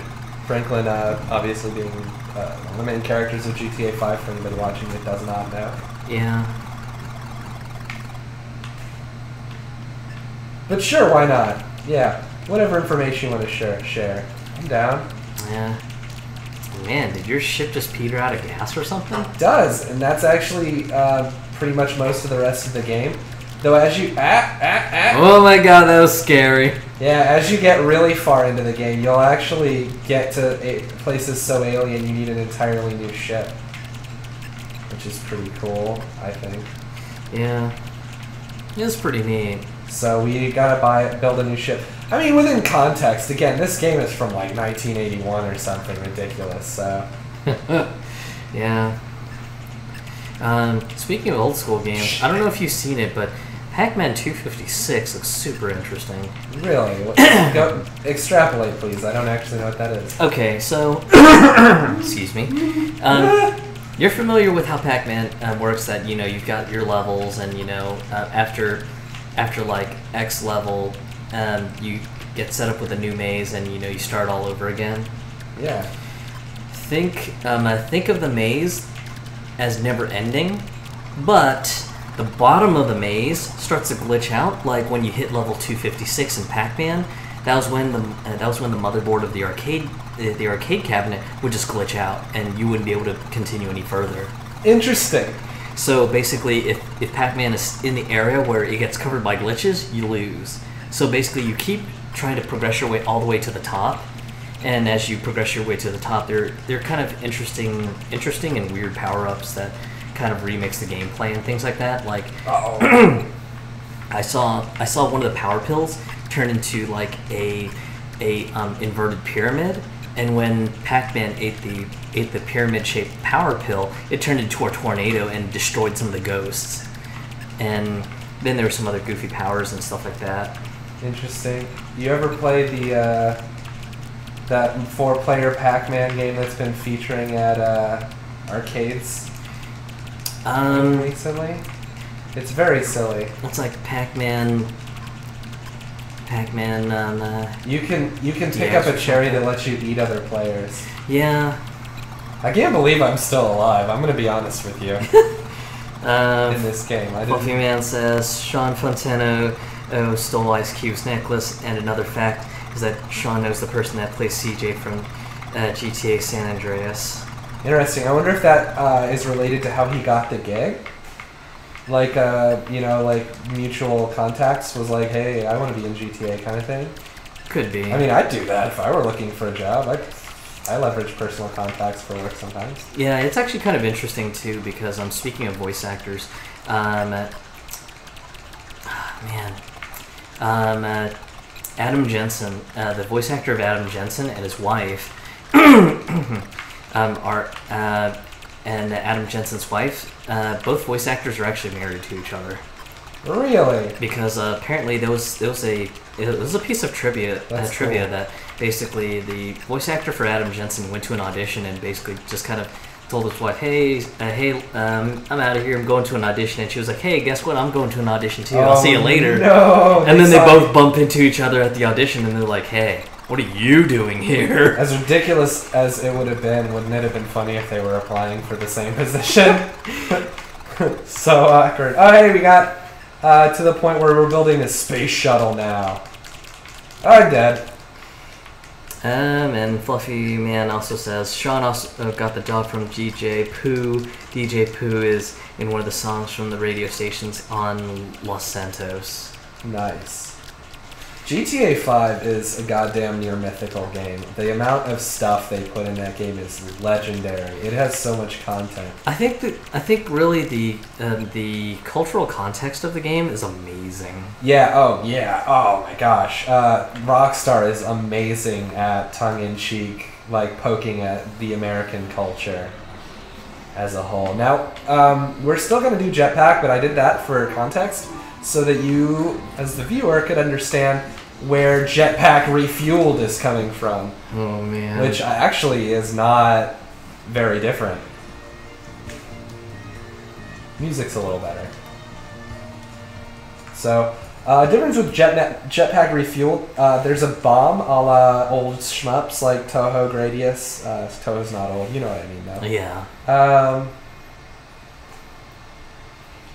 Ikaruga, I guess, if you're 50. Dodonpachi, really. Yeah, I don't know, like, Ikaruga, I'm trying to think of something this viewer would have seen. Yeah. Jetpack Refueled also has alternate power-ups for the gun. Some of them add manual aiming, which is nice. Some of them add a spread. Yeah. It's not a bad game. It's nothing you should spend a buttload of money on, but I got it with the Rare Replay, so... Yeah. Which, by the way, Rare Replay, great value for a video game. And if you own an Xbox One and don't own it, you probably should really go out and pick a copy up of it. It is a fantastic value for video games. I mean, 30, 40 video games? I forget the exact number. It's at least 30. But yeah, I mean, just 30, 40 games for the price of $30. Fantastic deal. So as you can see, I now can manually aim my weapon, and I have a spread shot. And everything's so pretty in this game. In this one, fuel is denoted by the little green lights instead of the color filling in on my ship. Fuel. Still has that kind of Pac-Man trait. Now, bunny hopping is faster in this game than just straight up running, but it's not a big deal. Not really a big deal at this venture in the game. These are the only enemies in this stage, and they're kind of wimps. Fluffy Man also says, also random civilians are based on actual prisoners from the Los Angeles prison system, and they only got let go for a day or two to record the voices in the studio, and the catch is they didn't use a script. That one I did hear was kind of the big draw on the authenticity of some of the dialogue. that some of the game dialogue and things like that were actually recorded from actual gang members. So yeah, I've definitely heard that point. I had some good times playing GTA Online. Yeah. I want to pick that game up on PC, but just haven't gotten around to it. Yeah. Oh, and I've heard it's pretty demanding. And I mean, I can play The Witcher 3, but GTA Online is a whole other animal. Yeah. Because, I mean, and it's weird too, because I've heard some people are like, oh, the game's poorly optimized, and then I've heard some people going, what are you talking about? The game's wonderfully optimized. Maybe it's one of those NVIDIA versus ATI things where, like, people with one have no issues. And alright, let's not mince words. Where people with ATI have issues and NVIDIA is fine, or whatever. Hey, we got a rainbow gun now. Oh my god.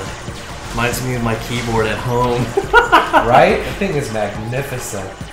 Yeah. Not that nobody really has a reason to be aware of this, but Zero's keyboard on his laptop is frickin' rainbow, and it changes colors in a cascade pattern. Yeah, it's not my laptop's keyboard, but it's my portable gaming keyboard. Oh, is that what it is? Yeah, because it's my little Razer USB keyboard that has the wavelight patterns and stuff like that. I actually kind of want to get the matching Razer Mamba mouse to have the pattern from the keyboard match the mouse, so they end up kind of moving in sync together. Do we have next-gen systems? You mean current-gen systems like PS4 and Xbox One? I have actually Zero and I both have all currently released gaming platforms, sans the Ouya and the NVIDIA Shield. Yeah. He might have one of those. I don't. No, I've been looking into a Shield for fun though, especially since my gaming laptop has an NVIDIA card and can support the NVIDIA Shield on the Shield broadcasting protocol. Oh, that's true. I didn't even think of that. You know, you might actually get some pretty interested viewers and people wanting to see stuff that was exclusive. Which one of those was going to get that human element or whatever survival game? Where it was like easy mode is surviving by yourself, normal mode was surviving with another person, and hard mode was surviving with a child. Like that. I thought that one sounded pretty cool. Yeah. Fluffy Man says, I've only got a 360. Don't feel too bad. I'm not shy on saying this. I slaved my ass off at my day job to get all of my consoles saved for my Xbox One. That was a Christmas present from my soon-to-be mother-in-law, which, not gonna lie, I almost fainted and cried because I didn't expect to get an Xbox One the year that it came out as a Christmas present, that same Christmas holiday. Hey, and don't never fear, you're still getting decent titles on the Xbox 360. The Phantom Pain comes out next month for 360. Yeah, I just don't know what's been cut out, because I know games like yeah, it's been cut down a lot. I don't know. Yeah, because I know games like Shadow of Mordor, you lost like almost half of the game. Well, yeah, I mean, that kind of stuff's gonna happen, but yeah, they're still supporting it. Yeah, I mean, I get it's for the whole limitations of the system, but it was just kind of a, wow, you guys should have just called it as, yeah, we just can't release it, so sorry, just bump yourself up to current and you'll be okay. Because I know Forza Horizon 2 was bad as well on Xbox. Wait, Horizon 2 came out on 360? Yes, it did. That's rough. That's it cut off. It cut off at the what's it called? Oh, the driver tars. The avatar system. That was a really cool feature in that game. Yeah. Also, look at our gun. If nobody's been following, look at this shit. We just got an achievement for being so ridiculously overarmed. And Fluffy Man remarks that I'm apparently Asian. I didn't know that was a thing. I mean, so is Zero, apparently. It's apparent to me that Zero is Asian. Yeah, unless Asian streamers are a rarity, which I don't think they are. I don't know, maybe... Oh, is that what he meant? I don't know. I don't know the context. Yeah, sorry. Because he just commented with, "You're Asian!" 3 exclamation points. Well, maybe he's Asian too, and he's really excited. I don't know. Yeah, nor do I, so... I honestly have no idea how this works anymore. Yeah, I think your gun's on roids now. That's all that needs to be said. Oh yeah, this game, I dig this game. If you can't tell, this is a fun little romp if you're just looking to kill time. Oh, I guess the context is streamers that Asians streaming video games are apparently rare. So I didn't know. Well, if you don't have much exposure to next-gen systems, and that is, you know, personally, but that's okay because we do a lot of next-gen streaming, so stick with us, buddy. You'll see plenty of stuff. Yeah, just hit the heart and subscribe, and you can always be alerted to when I do solo video game streams. Like yesterday, I streamed Elder Scrolls Online as a first look because I had never played it. Ooh, ouch. I did that. That's my Grady spawn. Another thing is, just for info, 15, I don't assume you don't have income though, maybe you have a job. If you're looking to get into next gen, it's coming up on the Christmas shopping season, at which point that's the time to buy electronics. Oh, and thank you, Fluffy Man, for the follow. I just got buzzed on my email for that. And yeah, thanks a bunch, buddy. And he says, I'm white, sad face. Is that a sad face? Yeah, he's got the little sad face emote on it. That's cute. Okay, fair enough. Hey, you know, some people, I guess, don't want to be the thingy that they are, and that, you know, like Caitlyn Jenner. Hey, we're in an age where people have the power to have a bit more control over their personal identity now than they used to. Good for humanity. We're getting real. Oh man, too real. Sorry. But I have a rainbow for a gun now because I just won't die. Though the enemies are getting a lot more erratic. You have a lot more control over your character in this than you do in the original Jetpack. Yeah, I was gonna say definitely things seem a little more fair, and you definitely look like you have a little more control over the situation. Yeah, well, and also, everything's been kind of made smaller, because I don't know if you've noticed, in the original Jetpack, I was enormous, and so were all of the enemies. So it kind of makes it hard not to collide with them. Also, if you didn't notice, we have a new spaceship. Yeah, it looks all alien and shit. Yeah, we're super far. We're on the dark side of Tethys now. Whoa. And Fluffy says, not to be rude, but Caitlyn Jenner scares me. Yeah, I get it's fair. It's a fair concern. I don't think it's rude to be scared of people, but whatever. It is what it is. I just mean, you know, it's okay to it's okay to want to change something about yourself. And then he commented about, I guess the context is the new spaceship, and says, yeah, I would have been the person that would have screamed, what the F is that? Yeah, I definitely get that, because I'd just be like, oh shit! Oh my god, that was a death machine! I almost landed on one of the first level squids. That would have been really embarrassing. Oh my goodness. Dark side of Tethys!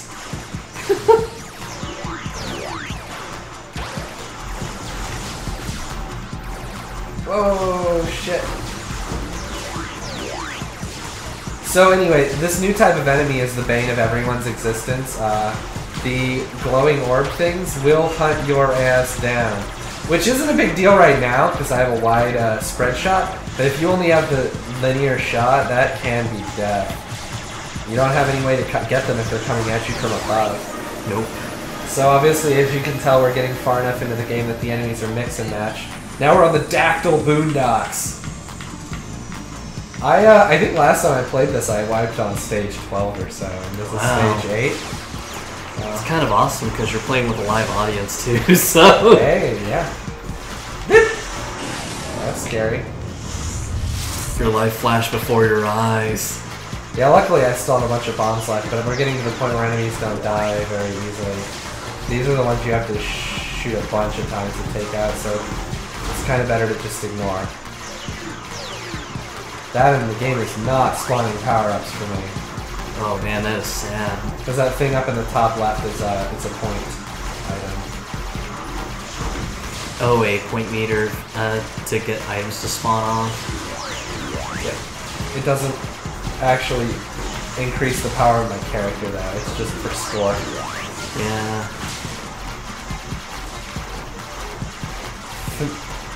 Good guy game, just dropping him right on my lap there so I don't have to go get him. Oh yeah, did you ever, I know Steam has a Dojin sale going on right now. Were you planning to pick up anything from it? I don't know, I was looking at, what was I looking at? I was looking at something. It was like a visual novel maker's piece of software, and I might actually get that for fun. I don't know much about it. I know Needle was talking, or Runtime, or whatever you guys buy now, was talking about Neko Para, apparently. I think that's a visual novel about cats. Like Cat girls who, in a weird futuristic world, are pets for human beings. That sounds morally questionable. But continue. And apparently, the main character, he is an aspiring baker and buys his own bakery and is hoping to get away from his family and the cat girls, and well, naturally they sneak into his luggage and the equipment and surprise, cat girls! Cat girl bakery. Okay, that actually sounds a little cute with the bakery angle. Though it is interesting because the Steam release is censored in some of the parts where there's lots of nudity in it. Ah, it's one of those. But it can actually be quickly uncensored with a patch if you are that dedicated to go find it. Well, you know, it is what it is. There was something on the sale. It wasn't Crimson Clover. I have that already. The Altenex trilogy is on there, so that's Altenex, Kamui, and I have Kamui. And I forget the other two. As far as your question, Fluffy Man, about vaping pens. Vaping pens? I used to have a vaping pen, but mostly it was kind of more for show and solidarity to my lovely fiancée when she would go out and smoke, but I rarely use it anymore these days, and I know it's super bad for my buddy Aki, so that's definitely a confirmed no. That being said, there's some kind of magic something that your fiance Evan Gray does that I have no problem talking to her out on the balcony while she smokes, or rather out on the porch. Yeah. Because I don't know what it is. It just it doesn't bug me. Yeah. I'm usually allergic to that. But yeah, I know that there's like a little visual novel creator piece of software, which is interesting. It's PowerPoint? You could theoretically make a functional visual novel in PowerPoint. Yeah, technically. This one's kind of neat because apparently you can take visual novels that you make in it, port it to Linux, port it to OS X, port it to iOS and Android even. What? It's bugging me. It's bugging me now that I don't know what I was gonna buy. I didn't, obviously, but I thought about it. And I'm not a big fan of Dojin games. Speaking of Dojin games, Touhou's coming out on mainstream consoles soon. PS4 mostly. That's exciting. Yeah, that definitely is. I know that the Western fan base has lost a lot of steam with following Touhou, but to be fair, that could all change depending on the success of this. As far as sending pictures, I would probably advise against it.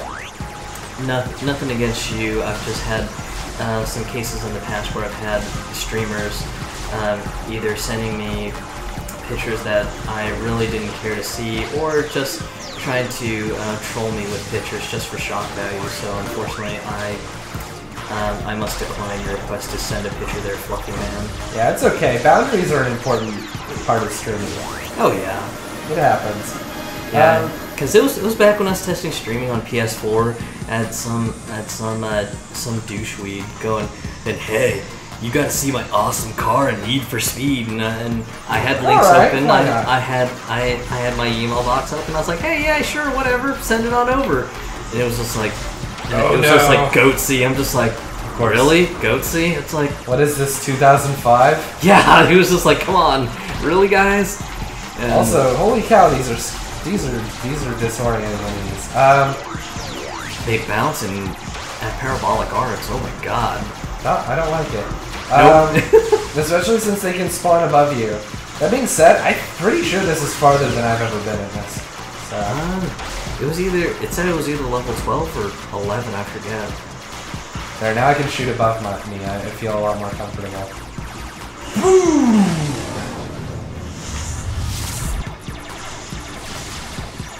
Okay. Enough of this, though. I'm just gonna focus on fuel instead of powering up my weapon, because if I power it up again, I'll reset to the linear shot. Yeah. Not interested. Fluffy Man says, I was going to send you a picture of my cat tucked in a blanket, but I can understand where you're coming from. That's cute. That's okay. Yeah. So, as said, it's nothing against anybody. It's just, unfortunately, just when I started streaming on PS4, when they had launched the Twitch streaming on day one of the PS4 launch day, I just remembered putting on Need for Speed, and this one guy thought that he was the biggest freaking comedian on the planet, sending me Goatsy pictures, and I'm just like, really? Come on. It's like, we're past Goatsy at this point. Daedalus Danger. Ooh, a new ship. One I haven't seen yet. Oh my god, it's a Gundam. Oh my god, it is a Gundam. Ah, yes! Speaking of robots, Chef Tonberry actually spotted on Facebook, I don't know if you saw a really cute body pillow. It was it's Baymax from Big Hero 6. Yeah, one of Evan Gray's friends actually linked me the same picture as well. Really cute. And it was kind of funny because I had to tell Evan Gray's friend, I confess that I've not seen Big Hero 6, but I'm not a big movie guy. I haven't seen it yet either, but I think it's really cute looking. I've been told that I'm very similar to one of the characters in it, apparently. Oh no! Why? It's okay, I got 4 more tries. But yeah, no, a couple of friends of mine, Yeehaw6 and Chef Tonberry, both said apparently there's a shaggy-haired friend character in that movie that reminds them of me. So, I have yet to see it myself. Fluffy Man says, yeah, me and my friend were streaming PT on the PS4 and this guy hacked my friend's PS4. Ooh, that's rough. Yeah, that'd be a pretty rough break. Hey, I've got PT though. It's a fun game. I really like the meta experience of like having to talk to the ghost to trigger the finale. Because I don't know if you know that. I'm sorry if I spoiled that for you, Zero. But to trigger the finale, you have to do a bunch of really obscure stuff, and one of the things is plugging in a microphone and calling out the ghost to you. Oh man, that's creepy. Well, what's creepier is that if, because she goes in spawn cycles, and if you're near one of the places where she spawns on that particular cycle and you do it, you'll die. Yeah. So, it's pretty unnerving. I really like PT, and Hideo Kojima is, my personal Jesus. Didn't Nirvana sing the song Personal Jesus? Yup. Yes! My music knowledge is good! Pretty sure they did, right? I died again, and we didn't see it, apparently. Oh, I didn't see it, but I'm missing a life, and my gun went back. Huh. Things are definitely picking up in this game. Hey, level 13, man, this is a record for you, apparently. Okay. Because you said you didn't even get past level 12. I don't think I did. I've never seen that enemy type before, unless they're procedural.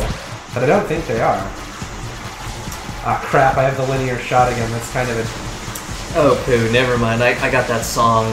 I got that song wrong. Personal Jesus was done by Depeche Mode. My bad. I don't know a lot about grunge. I failed you. So Fluffy Man says, we had a 12-inch subwoofer plugged in, so every time there was a little thump, it just shook the entire house. It was like banging at the door. We jumped. Jumped, I say! That's a really cool game. I'm pretty sad that Silent Hills is not going to be a thing, but apparently there's a game people are calling the successor to Silent Hills. I disagree. Called, I think it's Allison Road? Yeah, it's supposedly heavily inspired by... I agree with you, because I know we talked about it before, that if they don't want to cease and desist, they should stop that, but I have a more semantic disagreement with it. See, PT and Silent Hills were not planned to be very similar. PT was just a taste.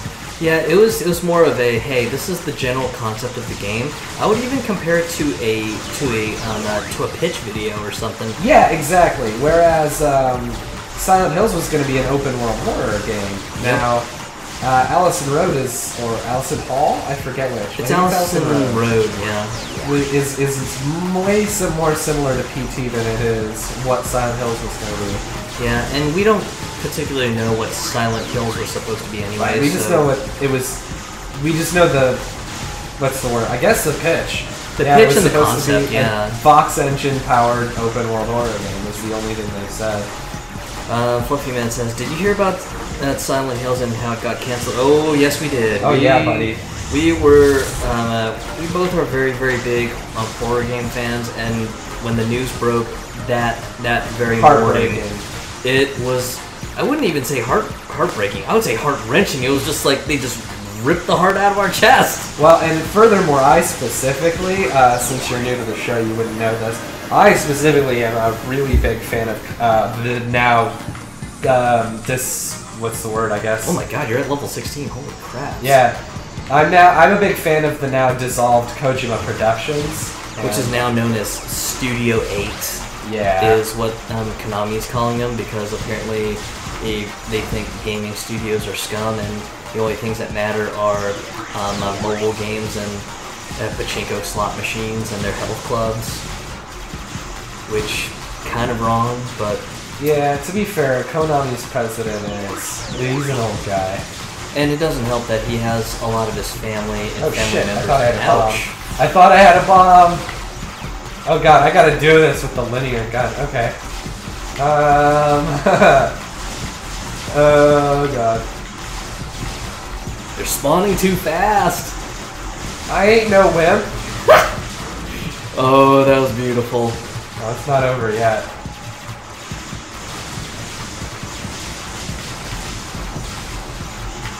Ah!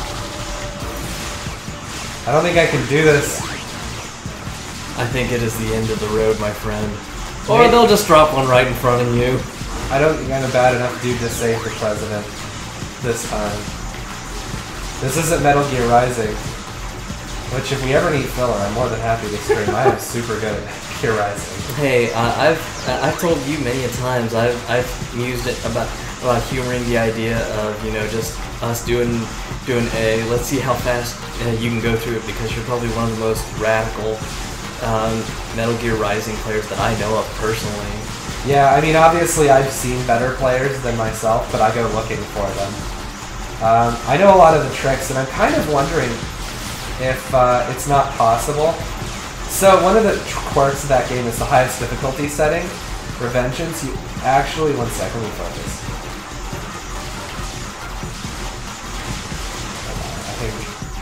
I want to believe.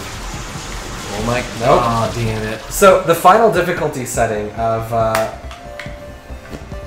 Metal Gear Rising: Revengeance makes it so that if you do a perfect guard into a counter, you do like 70% of their health away. You basically one-shot normal enemies, but for bosses. And I'm wondering if playing the Sam DLC, he can enrage guys with his taunt, and then they take double damage, but they deal double damage. And I'm wondering if he can't taunt them into attacking, perfect parry, one-shot a boss, in one hit, kill a boss. But yeah, so that's Jetpack Refueled. Really fun little romp. I think it's on the Xbox 360, to be honest. Yeah, especially because it was available via the Xbox 360 emulation. Yeah, I don't know how much it costs. I can't imagine it's very expensive though. Probably Yeah. $5 or $10 Ideally, yeah. on the arcade. I don't know actually though what it costs. I was stopped at a games event. The one guy tried the beta version of Silent Hills, and it started out with a little bar that sat at the top. What's your greatest fear? Ghoulish figures. Played for 20 minutes and had a heart attack at the end, but he lived. That sounds a lot like not a thing that actually happened. Yeah, I was gonna say I'd probably chalk that up to rumor bin or gossip material. I can't say that is a substantiated report. Well, it also doesn't sound anything like the creative direction that PT took, and the same people would have been making both projects, so I don't see it. Also, as far as we know, Silent Hills never even got off the ground. Yeah, I want to say there was like little snippets of the scene technology, but that's it. All right, our our tech is saying it's a little late and wants to call the show. What do you think, Zero? We'll use the term pigeons and call it. Okay. So, and for those not in the know, we have some code words to determine when it's time to cut something off or to move off of a topic. Our term for cutting something off is pigeons. So I think we're gonna call it pigeons for today. So yeah, signing off. This is 0XR, the Onlyaki, and our mysterious, with spooky lines. Yeah. Our mysterious sound tech, Chef Tonberry. We're signing off, and before we leave, Fluffy Man says, "Well, that's what I heard, but I don't know that much. I just know it's supposedly super realistic." Cool. Yeah, but for now, we're gonna call it a night, and we will see you all next week. And if you're subscribed to the channel, I may be on periodically during the week to stream something either that I'm playing for the first time or playing just to kind of relax. So if you're interested and want to watch, jump in then. For now, we'll see you later.